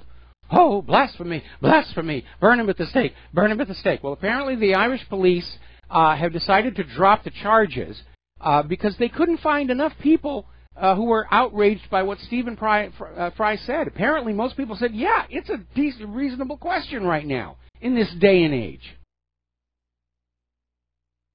If there is a God up there and he's allowing all this stuff to happen, why should we, say hello or give him the time of day? It's ridiculous. Now, over in Chicago, the gun control model for the entire world, apparently the Chicago gangs have really gotten a death grip on the city. And they were able to do that because they came on in, they started small, nobody could fight back, and they've grown and grown and grown to the point where now they are equipped with military-grade weapons with armor-piercing bullets, which were used in a recent ambush on the police. Now, we're not talking about We're not talking about guns that should be banned. These guns are already banned. This kind of ammunition is already banned. Certainly in Chicago, all guns are banned, and we can see how wonderful that has worked out for the city and now for the police force. When you ban guns, you disarm the law-abiding only. What's that old saying was on a bumper sticker? When you outlaw guns, only outlaws will have guns. That's exactly what's happened here. And now the outlaws are taking control of the city. Meanwhile, the gun grabbers are just out there getting sillier and sillier. Over at Edgewood Middle School in Trenton, Ohio, there was a student who has been suspended for 10 days because he liked a photo of an airsoft gun on Instagram. That was it. He saw this photo of an airsoft rifle. And if you don't know what I mean by that, Airsoft is a company that makes very realistic-looking guns, but all they fire are these little plastic pellets driven by air. They're harmless. There was actually some congressperson who tried to claim that you could actually modify an airsoft gun to fire a .223 cartridge, which was met with derision and laughter by everybody who knows how guns actually operate. But this kid saw a picture of an airsoft gun on Instagram, and he hit like, and he was suspended for 10 days. That's how ridiculous it's getting. Remember yesterday we were talking about this high school that actually had a trap shooting competition team. And there was an effort to deny them a page in the yearbook for their trap shooting team because they're holding guns. Oh my goodness, we can't have that in the yearbook. What will future generations think of us if they see guns in the yearbook? Probably the same thing they think of my generation when they see the guns in the yearbook. We sure had them. We didn't have school shootings back when I was a kid. Would have been a singularly stupid thing to do. Now, there's a very popular Second Amendment advocate, Robert Eugene Owens, was one of the most vocal defenders of the Second Amendment. And apparently, over in North Carolina yesterday, supposedly he committed suicide. At least that's what they're saying. He was 46 years old. The police are saying the gunshot wound was self-inflicted. I don't think I'm ready to just accept that at face value. We're coming up in an age where there's going to be a lot of wet work against the independent media. Now, out in California, La La Land again, California is considering ending a ban on communists in government jobs. Now, yeah, this law goes back to the Cold War. And it was a law that basically said anybody who was a member of an organization that advocated for overthrowing the government was denied a job in the California government. But now California is saying communists are okay. And they're going to let them have government jobs right alongside the illegal immigrants. Amazing. Here's another story. Roosevelt High School over in Colorado. The Spanish teacher had a Cinco de Mayo celebration, and the piñata was in the shape of Donald Trump. And apparently the kids beat it up, and they got the candy that was inside, and they shared pictures and video of the piñata on social media. And, of course, the parents and the public responded immediately how inappropriate this was in a public school. And it certainly was. The teacher apparently is, they're now investigating the case, saying it was an incredibly disrespectful act. It does not reflect the values of Roosevelt High School or the school district, blah, blah, blah, blah. Now, whether or not you like Donald Trump, and I'll be the first to say that I am tremendously disappointed in his reversal on key issues, especially regarding war. He is the president. And it's time to just accept that and work within that paradigm. And beating up piñatas on him and putting his face on dartboards or whatever else is you're doing is not going to actually provide a real-world solution. If you want to do that sort of thing, you do it in your own home. But you do not do it in a public school as a teacher. When I was over at UH Manoa teaching computer animation, which I really enjoyed, I never talked about politics. Even the few people who knew who I was, when they'd saw me on the campus and they'd want to talk, and I said, no. There's a line between what I do in my private life and my personal beliefs and feelings. I'm here to teach computer animation and visual effects, and that's what we're going to talk about. And you, of course, First Amendment, you can talk about politics all you want among yourselves. But I have an obligation as an instructor. Actually, I was an adjunct professor. I'm here to teach you these subjects, and this is all I'm going to be teaching, because that's the rules. That's my rules. Keep clear lines between these things, and unfortunately we're seeing way too many teachers who think that the classroom is now an extension of their own personal universe, in which they can bring in their own personal opinions and biases. And I do not think that is fair to the students, because the students ought to be given the chance to grow up and learn and educate without imposed biases so they can make their own choices later in life. That's what I think. But heck, they don't listen to me anyway. We're going to take a break for commercials and be right back. And aloha, America. Welcome back to the show. Breaking news, Donald Trump has just fired FBI Director James Comey. He's fired, you're fired, you're fired, you're out of here. And boy, finally, we're starting to see the Donald Trump we were promised during the campaign. So, yeah. And apparently Sessions recommended the dismissal, and Donald Trump said yes. So, all right. That's a good thing. That's a good thing out there. Hit the road, James, and don't you come back no more, no more, no more, no more. Hit the road, James, and don't you come back no more. All righty, getting on back to the news. Apparently over in Great Britain, they have been experimenting with literally a pre-crime program. It was all hush-hush, but apparently somebody blew the whistle on that, and it's right out of Minority Report. The idea, first of all, Great Britain has a reputation for having the most surveillance on their people of any other country. TV cameras everywhere, listening to all the phones, and enforcing backdoors to all encryption. And basically the theory is they're going to put all this information into a computer that is going to predict when somebody is going to commit a crime.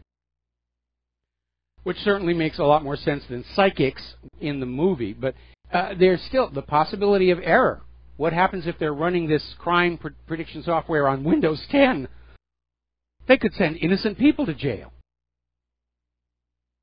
But I mean, we are getting into that dystopian society that so many science fiction writers warned us were coming. 1984, Brave New World, THX 1138. Amazing.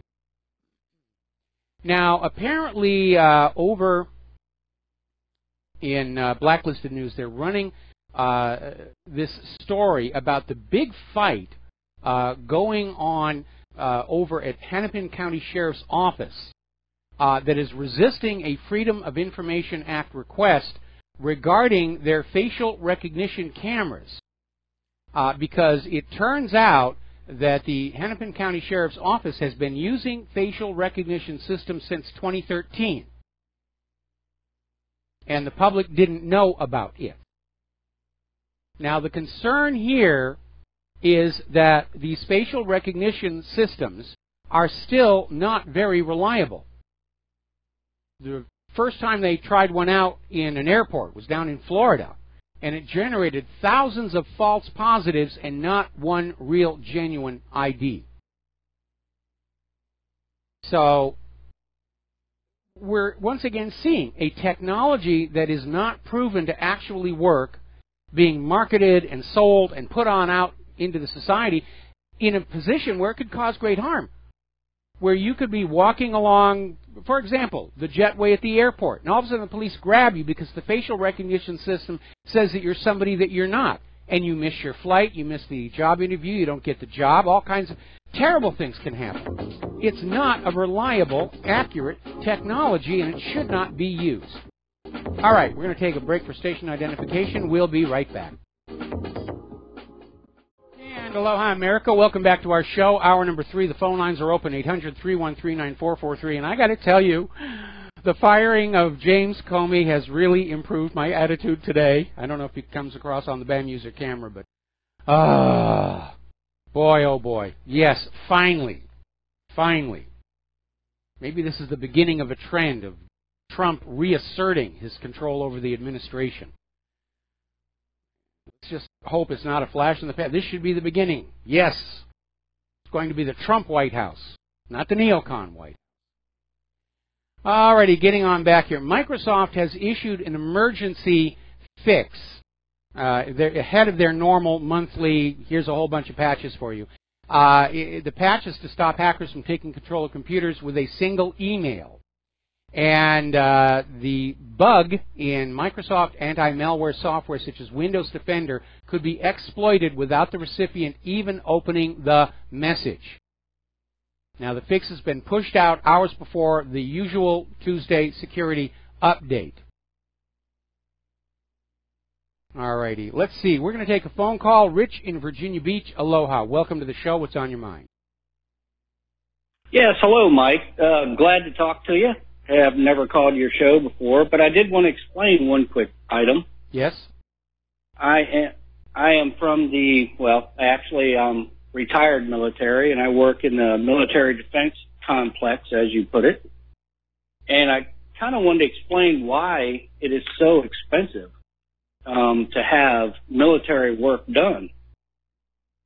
The actual military contracts that the contracts that the military puts out for civilian companies to bid on are so expensive and so technical that it takes so many people to make those contracts work and to jump through all the hoops that they put in front of us that it just takes an exorbitant amount of people for them to fulfill the contract. Okay. So I kind of want to say that really the military industrial complex kind of does it to themselves. It isn't that the contractors that are looking to do the work are actually providing anything, that somebody else couldn't. It's just the requirements are so high and the contractual obligations are so high to meet those contracts that it just takes so many people to do it. Well, there's no question that the military-industrial complex makes more money the more complex things are. Most of these contracts, as I understand it these days, are bid cost plus. So the more the contract costs, the more profit there is to be made. But again, we see other countries producing very capable weapons at much lower cost and complexity. And I don't know if you were listening to the show yesterday. We were talking about this amazing graduate student, just one guy, who wrote an AI air combat fighting system that ran on a $35 Raspberry Pi computer, and it beat Air Force fighter pilots and Air Force AIs in air combat simulation. So obviously there is a way to get our weapons procured to get better weapons at lower cost, but we don't seem to really be looking for that. Yes, sir. I certainly understand that. And there's another one, they have the firm fixed price and they have the cost plus price. And those are the two modes of operation that the contracts go out on. And, of course, various companies bid on each one of them. The firm fixed price, there are so many loopholes and things that can happen within those. And honestly, to be honest, there are very incompetent people overlooking those programs. And I've been one of the people that used to educate the government on this as a contractor. And it's just unbelievable the amount of incompetence that is within the government on the oversight side of these contracts. Yes. That's one of the reasons it's really, really high. Well, it may be incompetence, and it may just be looking the other way, because we know that there is the military contractors are very generous donors to members of Congress, so that's basically you don't bite the hand that's feeding your campaign. It is a problem, and again, Eisenhower did warn us. He saw the beginnings of this whole military-industrial complex, and he tried to warn us all in his farewell address. And I mean, we're at a state right now where more than half of every tax dollar goes to the military in one way or the other, and nobody's really sure just how much that is, because some of it is overt, like the budget for the wars, the budget for the Defense Department in general, the budget for the VA, and then there are the black project budgets, which are hidden inside the budgets of other departments, like the Department of Agriculture. So we, the American people, don't actually know what the real spending on the military is, except that it's continually going up.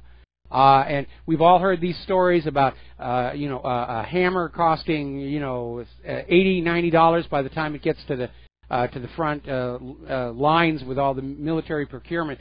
There are ways to do it better. China does it more cost effectively. Russia does it more cost effectively. The illustration with this Raspberry Pi tells us that the high-tech weaponry can be had by scaling down. And certainly one of the areas where this is most known is in software development, because the more people you have working on a software project, the slower it actually goes. And keeping things simple, elegant, and under the control of just a few people who can comprehend what's going on, you can get some very efficient software. The way software is engineered now for the military, look at all the problems they're having with the F-35. Where they're even saying the software for the cannon won't be available until 2019. The software for the helmet still cannot properly sort out and fuse the camera views for the transparent fuselage concept. And the networked radar systems are still getting confused over how many and where the targets actually are. And the software is just gargantuan, and it's impossible to manage. And I think that's an area where if the Defense Department really wants to start dealing with some of these issues, they need to start thinking about smaller is actually going to be better in this area and in this regard. Anyway, listen, Rich, thanks an awful lot for the call. Thanks an awful lot for your service to our country. We're going to let you go here, and we're going to do a quick shout-out to our on-air affiliates just now rejoining the network. And if you have not heard the news yet, Donald Trump just fired FBI Director James Comey. Huzzah, huzzah, huzzah. And we're going to go back to the phones. Joe in Idaho. Aloha. Welcome to the show. What's on your mind? Hello. I'm calling. I'm kind of glad to see Comey getting fired myself. Me I'm too. hoping that someone gets installed who will actually investigate all this nonsense about the Russians hacking the American elections and the French elections and other things such as that. But I don't know whether that's going to take place or not. But the topic I'm calling about is because I lived in Ukraine for a while. I have two children that were born there. I was married there. I rebuilt a Soviet apartment. I went to a university there, so I was there. And then ended up with a family. But so I have paid attention to Russia. I speak Russian, fluent Russian, and I have paid very close attention to what's going on. I have heard quite a bit of talk about how Turkey is kind of turning its back on the U.S. and that they're a member of NATO, and there's a lot of bad talk about Erdogan, president of Turkey, that he's a terrible dictator and things such as that. But when we go back and look at what has happened, there was a coup several months ago, or an attempted coup of Mr. Erdogan. He was at a hot spring at the time. He was taking a hot bath. 2 weeks before this, he had apologized to the Russians for shooting down a Russian jet that was flying to Syria, which the Russians had been invited into Syria by President Assad. And he had apologized. He said that the CIA gave him the coordinates on the jet that flew over Turkey for 17 seconds on its way to Syria, and it was shot down. And he wanted to apologize for the death of the pilot and the shooting down. I think he was trying to make amends to Russia and started realizing that the CIA was not his friend, possibly not NATO. Russia had a deal to put a pipeline through Turkey, an oil pipeline, and also Turkey is a primary tourist destination for Russians. When they shot down this jet, they stopped the contract for the pipeline and stopped all tourism going to Turkey. So it really hurt Turkey's economy in a way. But while Erdogan was at this hot bath, President Putin called him and warned him and said, there's an attempted coup, they're coming after you, you need to get out of there. That's how come Erdogan survived, is because Putin warned him. Erdogan then blamed the CIA. He definitely blamed the CIA and thought that the United States was trying to take over.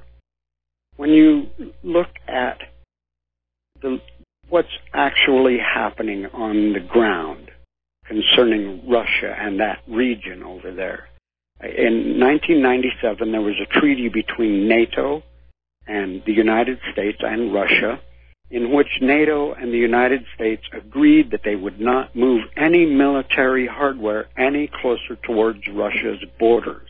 Yes. It was a treaty. It was a binding treaty. And yet they have encroached and encroached and encroached until they have carried out a coup of President Yanukovych 2 different times. Once in 2004, it was called the Orange Revolution, and then again in 2014. Yanukovych was elected democratically both times and ousted by these wannabe Polish guys in western Ukraine who are literally Nazis. Well, wait a minute. Yanukovych was ousted in a U.S.-sponsored coup d'etat. George Soros was in there with his NGOs and the CIA, and the reason they wanted Yanukovych out was because he was starting to make nice with Russia. He was rebuffing invitations to merge with the European Union, and they wanted Yanukovych out, and they wanted Poroshenko in because Poroshenko would obediently bring Ukraine into the European Union, which was one of the major reasons Crimea then seceded. So part of the reason the world is in such confusion and turmoil is the U.S. government has this really bad habit of going into other people's countries and mucking about with their governments. It's a bad habit, and it really needs to stop. Regime change. Yeah, regime change. So when you look at it, I think what I really think, and that I don't think that other people have mentioned, that's why I'm calling, is that Turkey is an object for the United States, as is Ukraine. They've kind of left Belarus alone because the president wouldn't go along with it there. They have military hardware in Latvia, Estonia, Lithuania. They're literally surrounding Russia. Yes. I think the ultimate goal is regime change in Russia and the vast amount of resources in Russia. If they could take Russia down, they have their whole world, basically, and they're hoping to buy China off. Now, when you look at Ukraine, Ukraine was the very first Russia. Ukraina is how it's pronounced in Russian. That means Ukrai means at our land, at our border. This is our place. The first Russia was about 850, 842 AD, and it was called Kiev Rus. Yes. It was actually in Kiev, Ukraine. It's pronounced Kiev, not Kiev. But this is where Russia was. They had their great patriotic war against the Ottoman Empire on Crimea and in Odessa and all that northern Black Sea area. The people in Crimea are all Russian. I never met anyone that wasn't Russian in Crimea. So when Yanukovych was ousted and Poroshenko was put in, they rebelled the same as the eastern all-ethnic Russian part of Ukraine that's now a very hot spot, and people dying there daily almost still. Yes. So the United States has been squawking about these people changing elections and stuff well, they literally are taking over one country right after the next, whether it's through a coup over Erdogan or whether it's ousting Yanukovych 2 times in Ukraine. This is what's going on, and I'm hoping that Trump puts somebody in there in the FBI that will look at these hacks and find out the definite people who are doing it, because they're pointing at Russia, and we're almost certain that it's not. There's more evidence that there's not than it is. Well, we know in the case of the DNC emails, it wasn't a hack anyway. It was a leak, most likely by Seth Rich. Julian Assange even implied it with Seth Rich, who paid for the leak with his life. Anyway, listen, Joe, you are a font of great historical information, and I'd love to give you the rest of the show, but I can't. We need to get back to some other things here. But thanks. Very good information. And thanks again, and call in again. Appreciate your show. Well, thank you very much. That was a good phone call. We're going to let you go, though, and go to Francis in North Carolina. Aloha. Welcome to the show. What's on your mind? Aloha to you both. Aloha. Indeed. You know something, when talking about that student in Trenton, Ohio that was suspended because he happened to like a photo of an airsoft gun, which I went and actually looked up an article about that when it first happened, and the fact that it occurred around 7 or 8 o'clock in the evening when he was at home. You know something, when they reported that deal, they actually blew the lid off the facts. And for people that are still disbelieved that the alphabet soup groups do not monitor what you're doing at home, guess what? Otherwise, I didn't get that part of the story. I didn't realize that this kid had liked the photo on Instagram in his home. The article that I got so they were spying on the kid in his home. He likes an Instagram photo of an airsoft rifle, and they suspend him for 10 days. Boy, what kind of an education are they giving our children to treat them like that? They're trying to condition them to accept total surveillance and total dictatorship. Well, that's just it, though. They're doing it blatantly in your face, but the problem is a lot of people don't even realize that or even think about it.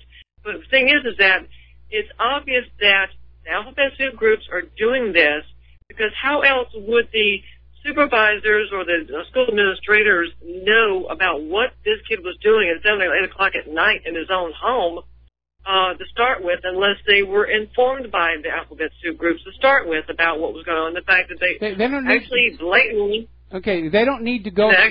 They don't need to go through the alphabet soup agencies. Remember, there was that big stink about this school that had school-issued laptops they gave to the students, and the laptops had built-in cameras, and it turned out there was software on the laptops that allowed school administrators and teachers to access those webcams while the laptops were in the kids' rooms at home. That's true, too. Yeah, and we don't know that this... Okay. We don't know that this young man actually had one of those. No, well, no, what I'm saying is that the schools have access to software to directly spy on students without going through the alphabet agencies. Well, there's that too. Yes. But I think it's pretty blatantly in your face that when you think.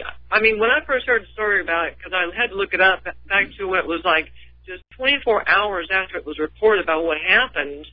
I went back that far as news stories go about what occurred, and I'm like, wait a minute, this happened at this hour of the night, and yet the next day he's called into the office. Like, whoa, wait a minute, what's wrong with this picture? And so, because when I first heard about it to start with, I'm thinking, well, how in the world does the school administrator or people in the office know about what this kid did the night before? How would they have known about that? Because one, I mean, if he had done this on the school grounds, I can sort of see their point. I don't. At the same time, when this was I know. Well, look, we're coming up on a commercial break. Let me finish what I want to say here. Okay, first of all, I think the school overreacted the fact that he liked a photo of a gun in the first place. Second, just as I did not bring my politics onto the campus when I taught computer animation, I don't think the school administration has any say over the children once they leave the campus and go home. For the school to continue to say that they have the authority to spy on children and chastise them for incorrect behavior, that's way, way over the top. If I were fortunate enough to have a child and they were in a school that treated them like that, I'd pull them out and I'd homeschool. I absolutely would. Anyway, listen, Francis, got to let you go. Got to take a break for commercials, and we'll be right back. And aloha, America. Welcome back to the show here. And the corporate media is still going agog over the fact that Donald Trump has fired FBI Director James Comey. I'm getting a flood of email, the tone of which is always, it's about time. And I'm in agreement. Finally actually seeing some decisive action from Donald Trump. And this is a good thing. And we're already getting reactions from the other deep staters. They're in a panic out there. Lindsey Graham is out there saying, I can prove that Trump and Russia are working together. We're going to. And I can imagine over wherever Hillary Clinton is hanging out, the ashtrays are bouncing off the walls already. And I imagine Huma Abedin is getting really, really depressed right about now. Because without James Comey to protect them, and very clearly, Sessions is not on board with this protection.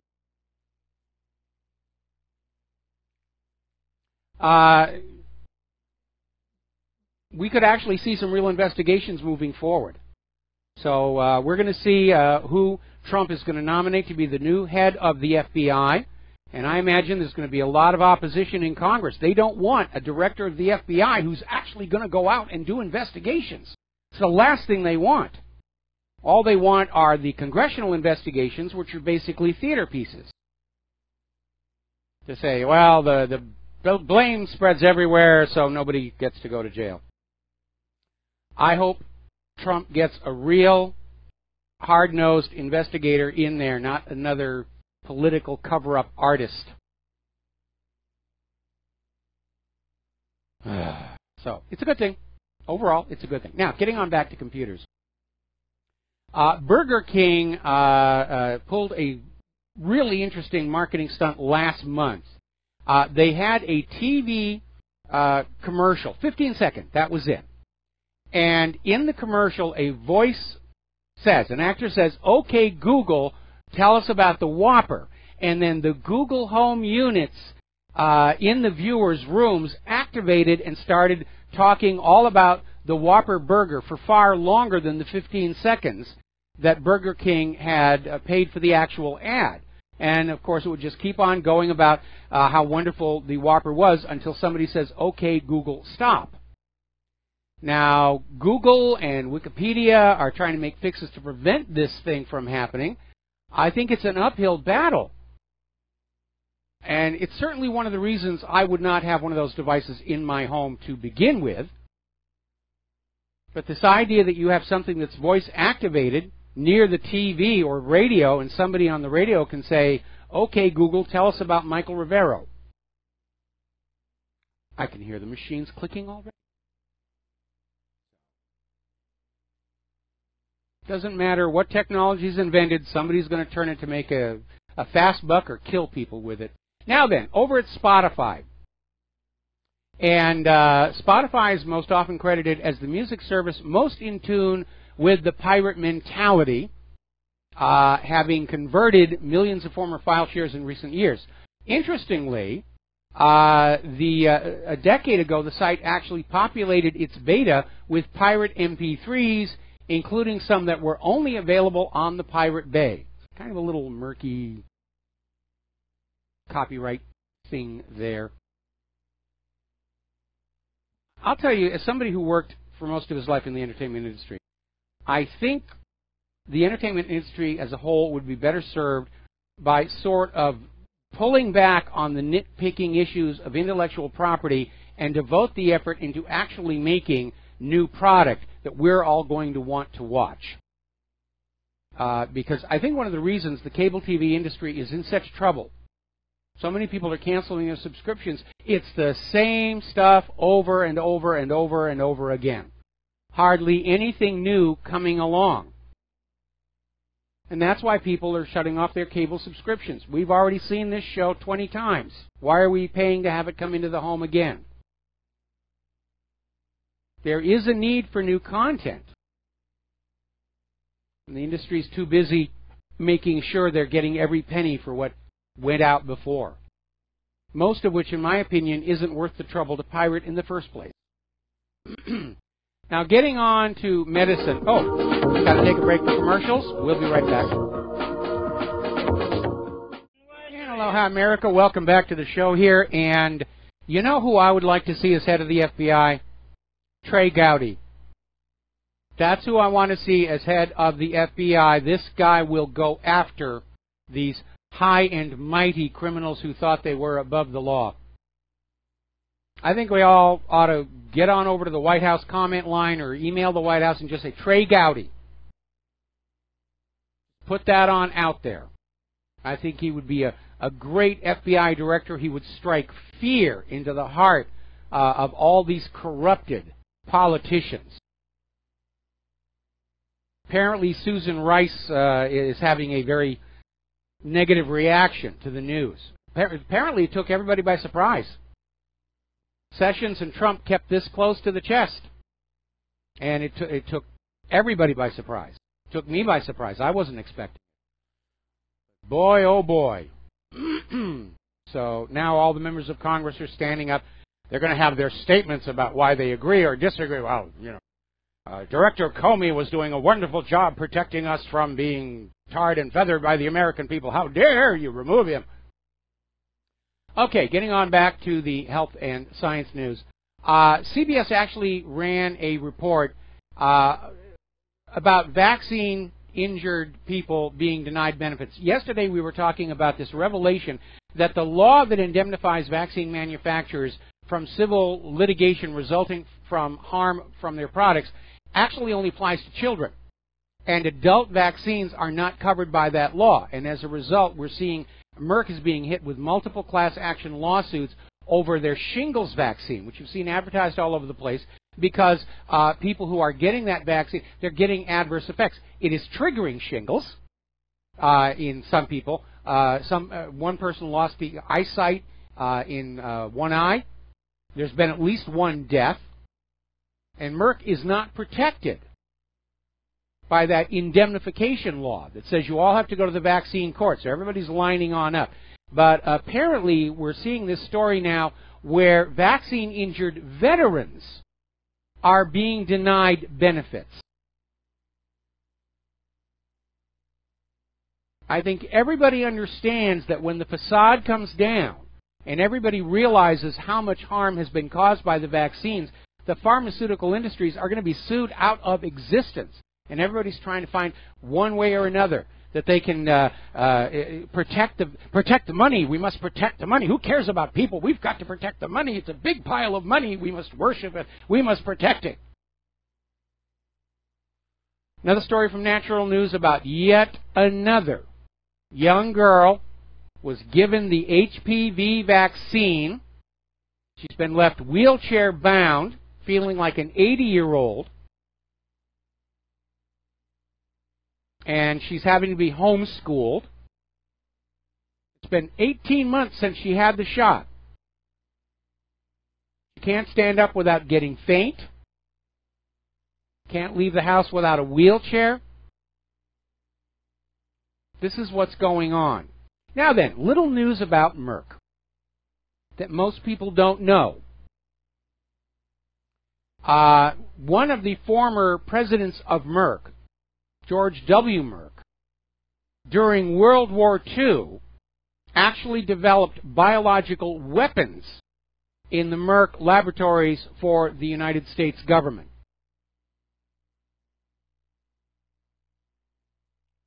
Maybe he thought it was his patriotic duty. Maybe there was just a lot of money in it. It certainly shows a lack of, shall we say, humanity to be involved in that kind of stuff. Now then, you've probably been hearing on all kinds of independent media. I haven't even seen it yet all that much on the corporate media. It's just been a quick mention. But apparently there's been a mishap at the Hanford nuclear waste site in the Pacific Northwest. Apparently a tunnel has collapsed at the nuclear plutonium extraction plant. A shelter-in-place order has gone out for all the people working at Hanford and even for some of the people just downstream from it.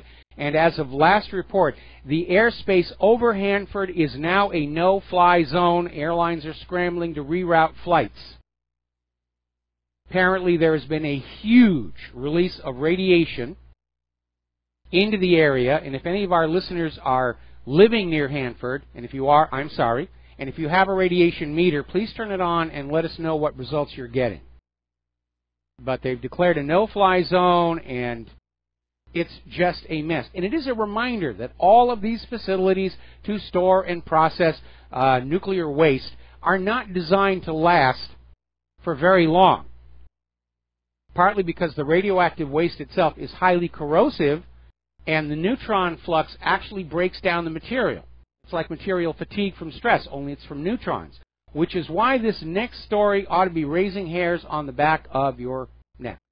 Now, as you know, over at Fukushima, they've got a major problem. They've been pouring cooling water into this, the ruins of these reactors, trying to keep them from getting any warmer than they already are. We know there's spontaneous fission going on down there.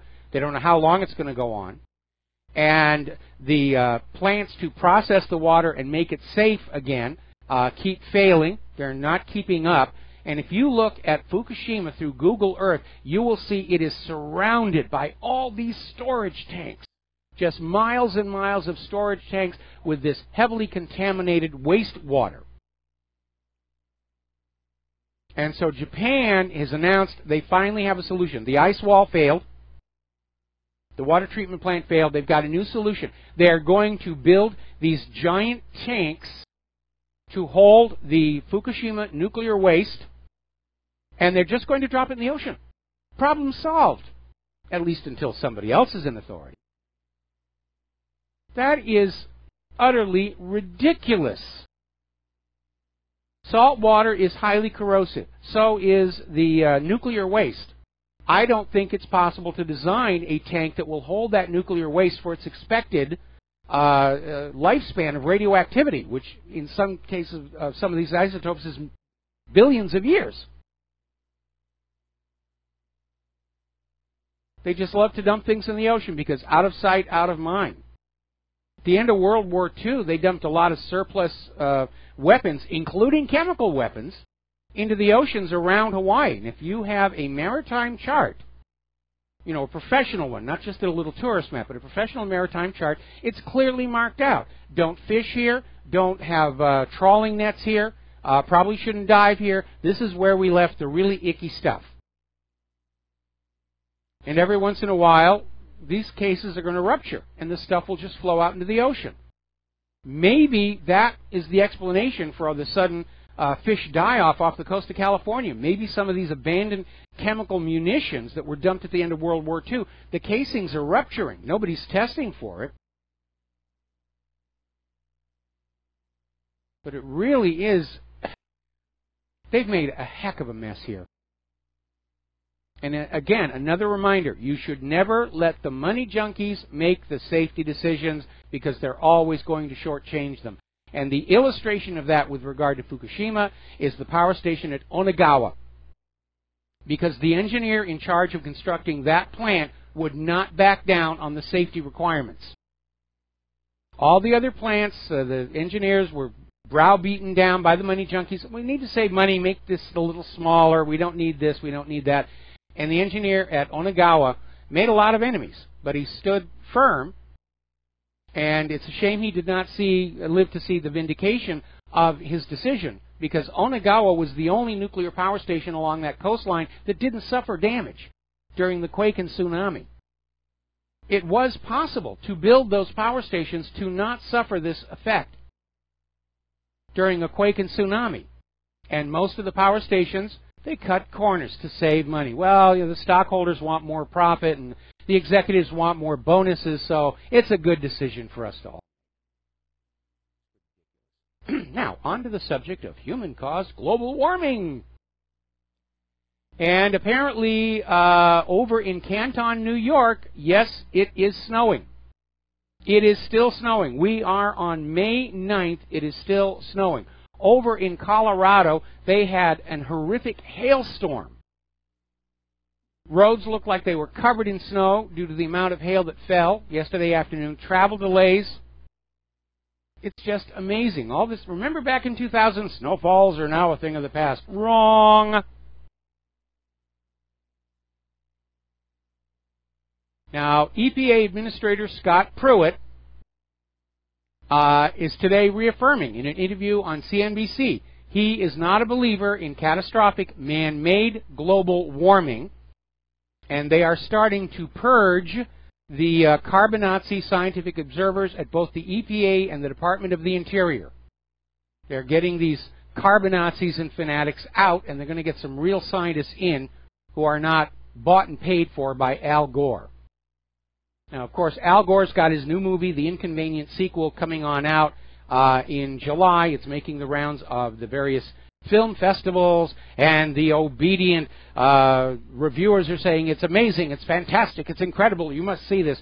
And I'm predicting it is going to be a box office bomb.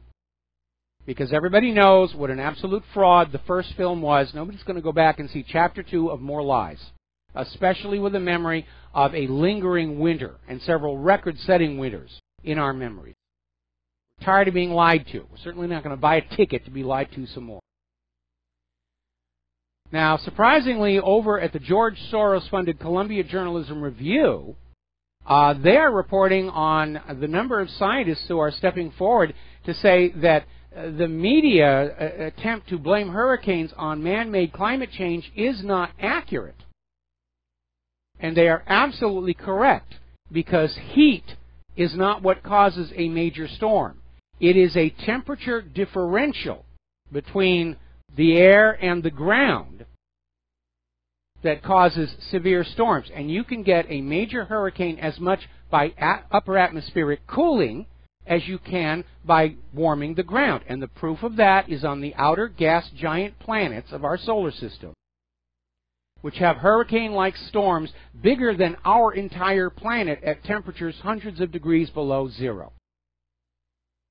So yeah, the media they were fear-mongering. Oh, human-caused global warming, that's why we're getting tornadoes and hurricanes. It's all your fault. If you weren't burning up carbon, there'd be no more hurricanes, which is ridiculous. We know that Earth has always had hurricanes. But it's just non-stop bovine excrement.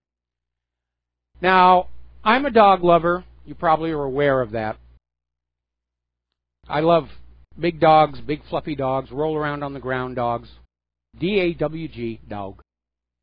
So I was a little upset in this story in the Washington Times, where apparently the Department of Veterans Affairs is conducting taxpayer-funded experiments in which dogs are killed to study the effects of methamphetamine and antidepressants on their brains. And 9 Democratic lawmakers are out there saying, is this really necessary to be doing this? Said apparently Representative Dina Titus of Nevada and 8 Los Angeles area lawmakers said the details of these experiments are alarming. It certainly accounts to animal cruelty. Another story coming out of Natural News, almost all medical studies are bogus. The rate of reproducibility is approaching 0. And if you've ever wanted to read large collections of fake news, look no further than medical science journals, because the articles that are being published in them, usually to support the sales of a given product, are fraudulent.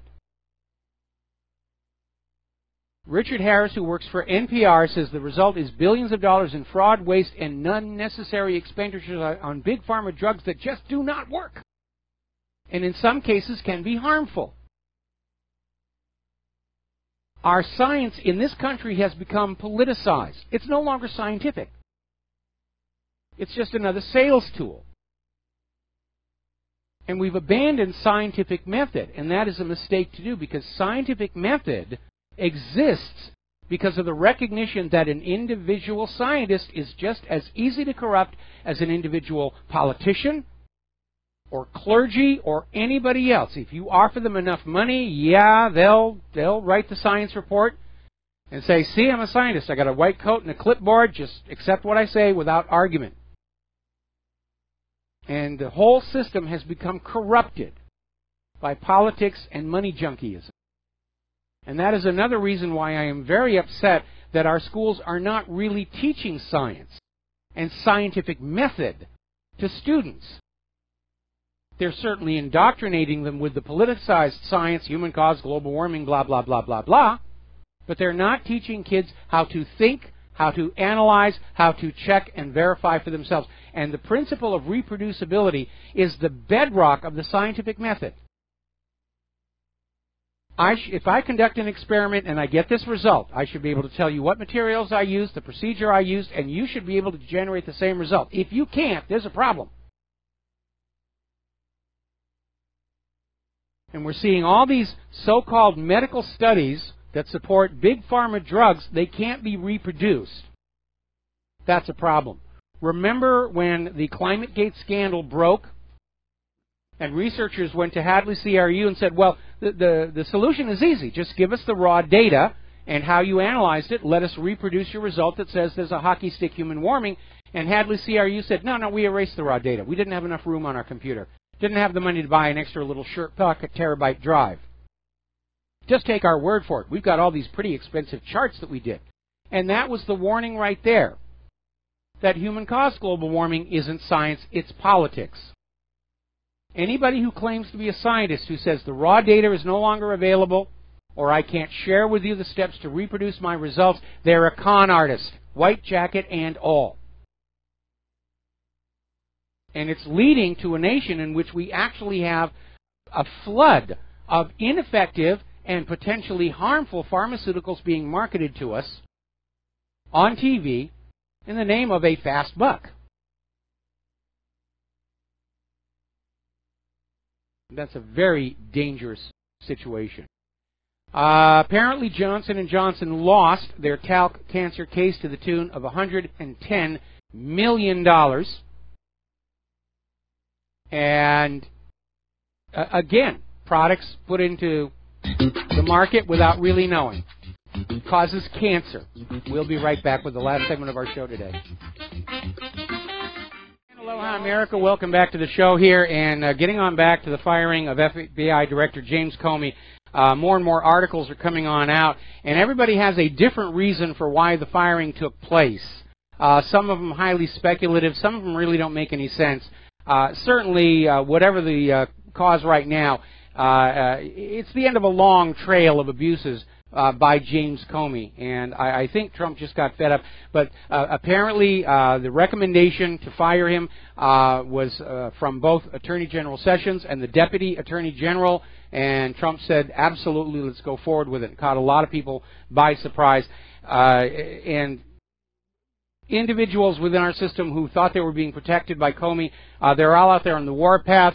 Trump is Nixon, Trump is Hitler, Russia, Russia, Russia. In fact, one person even sent me an email saying Trump's firing of James Comey proves he's working for Vladimir Putin because Putin was terrified that James Comey was going to find evidence, blah, blah, blah, blah, blah, blah, blah. So everybody's in thrash mode. They haven't strategized their conformity yet, which means coordinate the lies. But definitely has kicked over an anthill. And I imagine things are going to get very, very interesting as everybody tries to reposition. I certainly hope Trump puts Trey Gowdy in as head of the FBI, and we stop messing around with all this political compromise situation. Or if not Trey Gowdy, let's get somebody from outside who's a known law enforcement expert who has not been compromised by being inside the Beltway. So I think we'll learn a lot about what's really going on when we see who it is Trump nominates to be the new head of the FBI and just how hard Congress fights against the confirmation. So it will be interesting to see. These are going to be interesting times indeed. In one of the articles, this was actually at the Daily Mail. They're saying that Comey was fired for saying that Huma Abedin had sent hundreds of thousands of emails to Anthony Weiner's laptop. He was exaggerating, yes, but there's no question that the emails were being sent. And now, of course, Huma Abedin is coming on back and saying, well, no, Comey was lying about that as well. I still don't know how they got on the laptop. So everybody's scrambling to cover up. This is good. This is good. Just a whack to the side of that swamp and everything's starting to squirm. And that will be very, very interesting.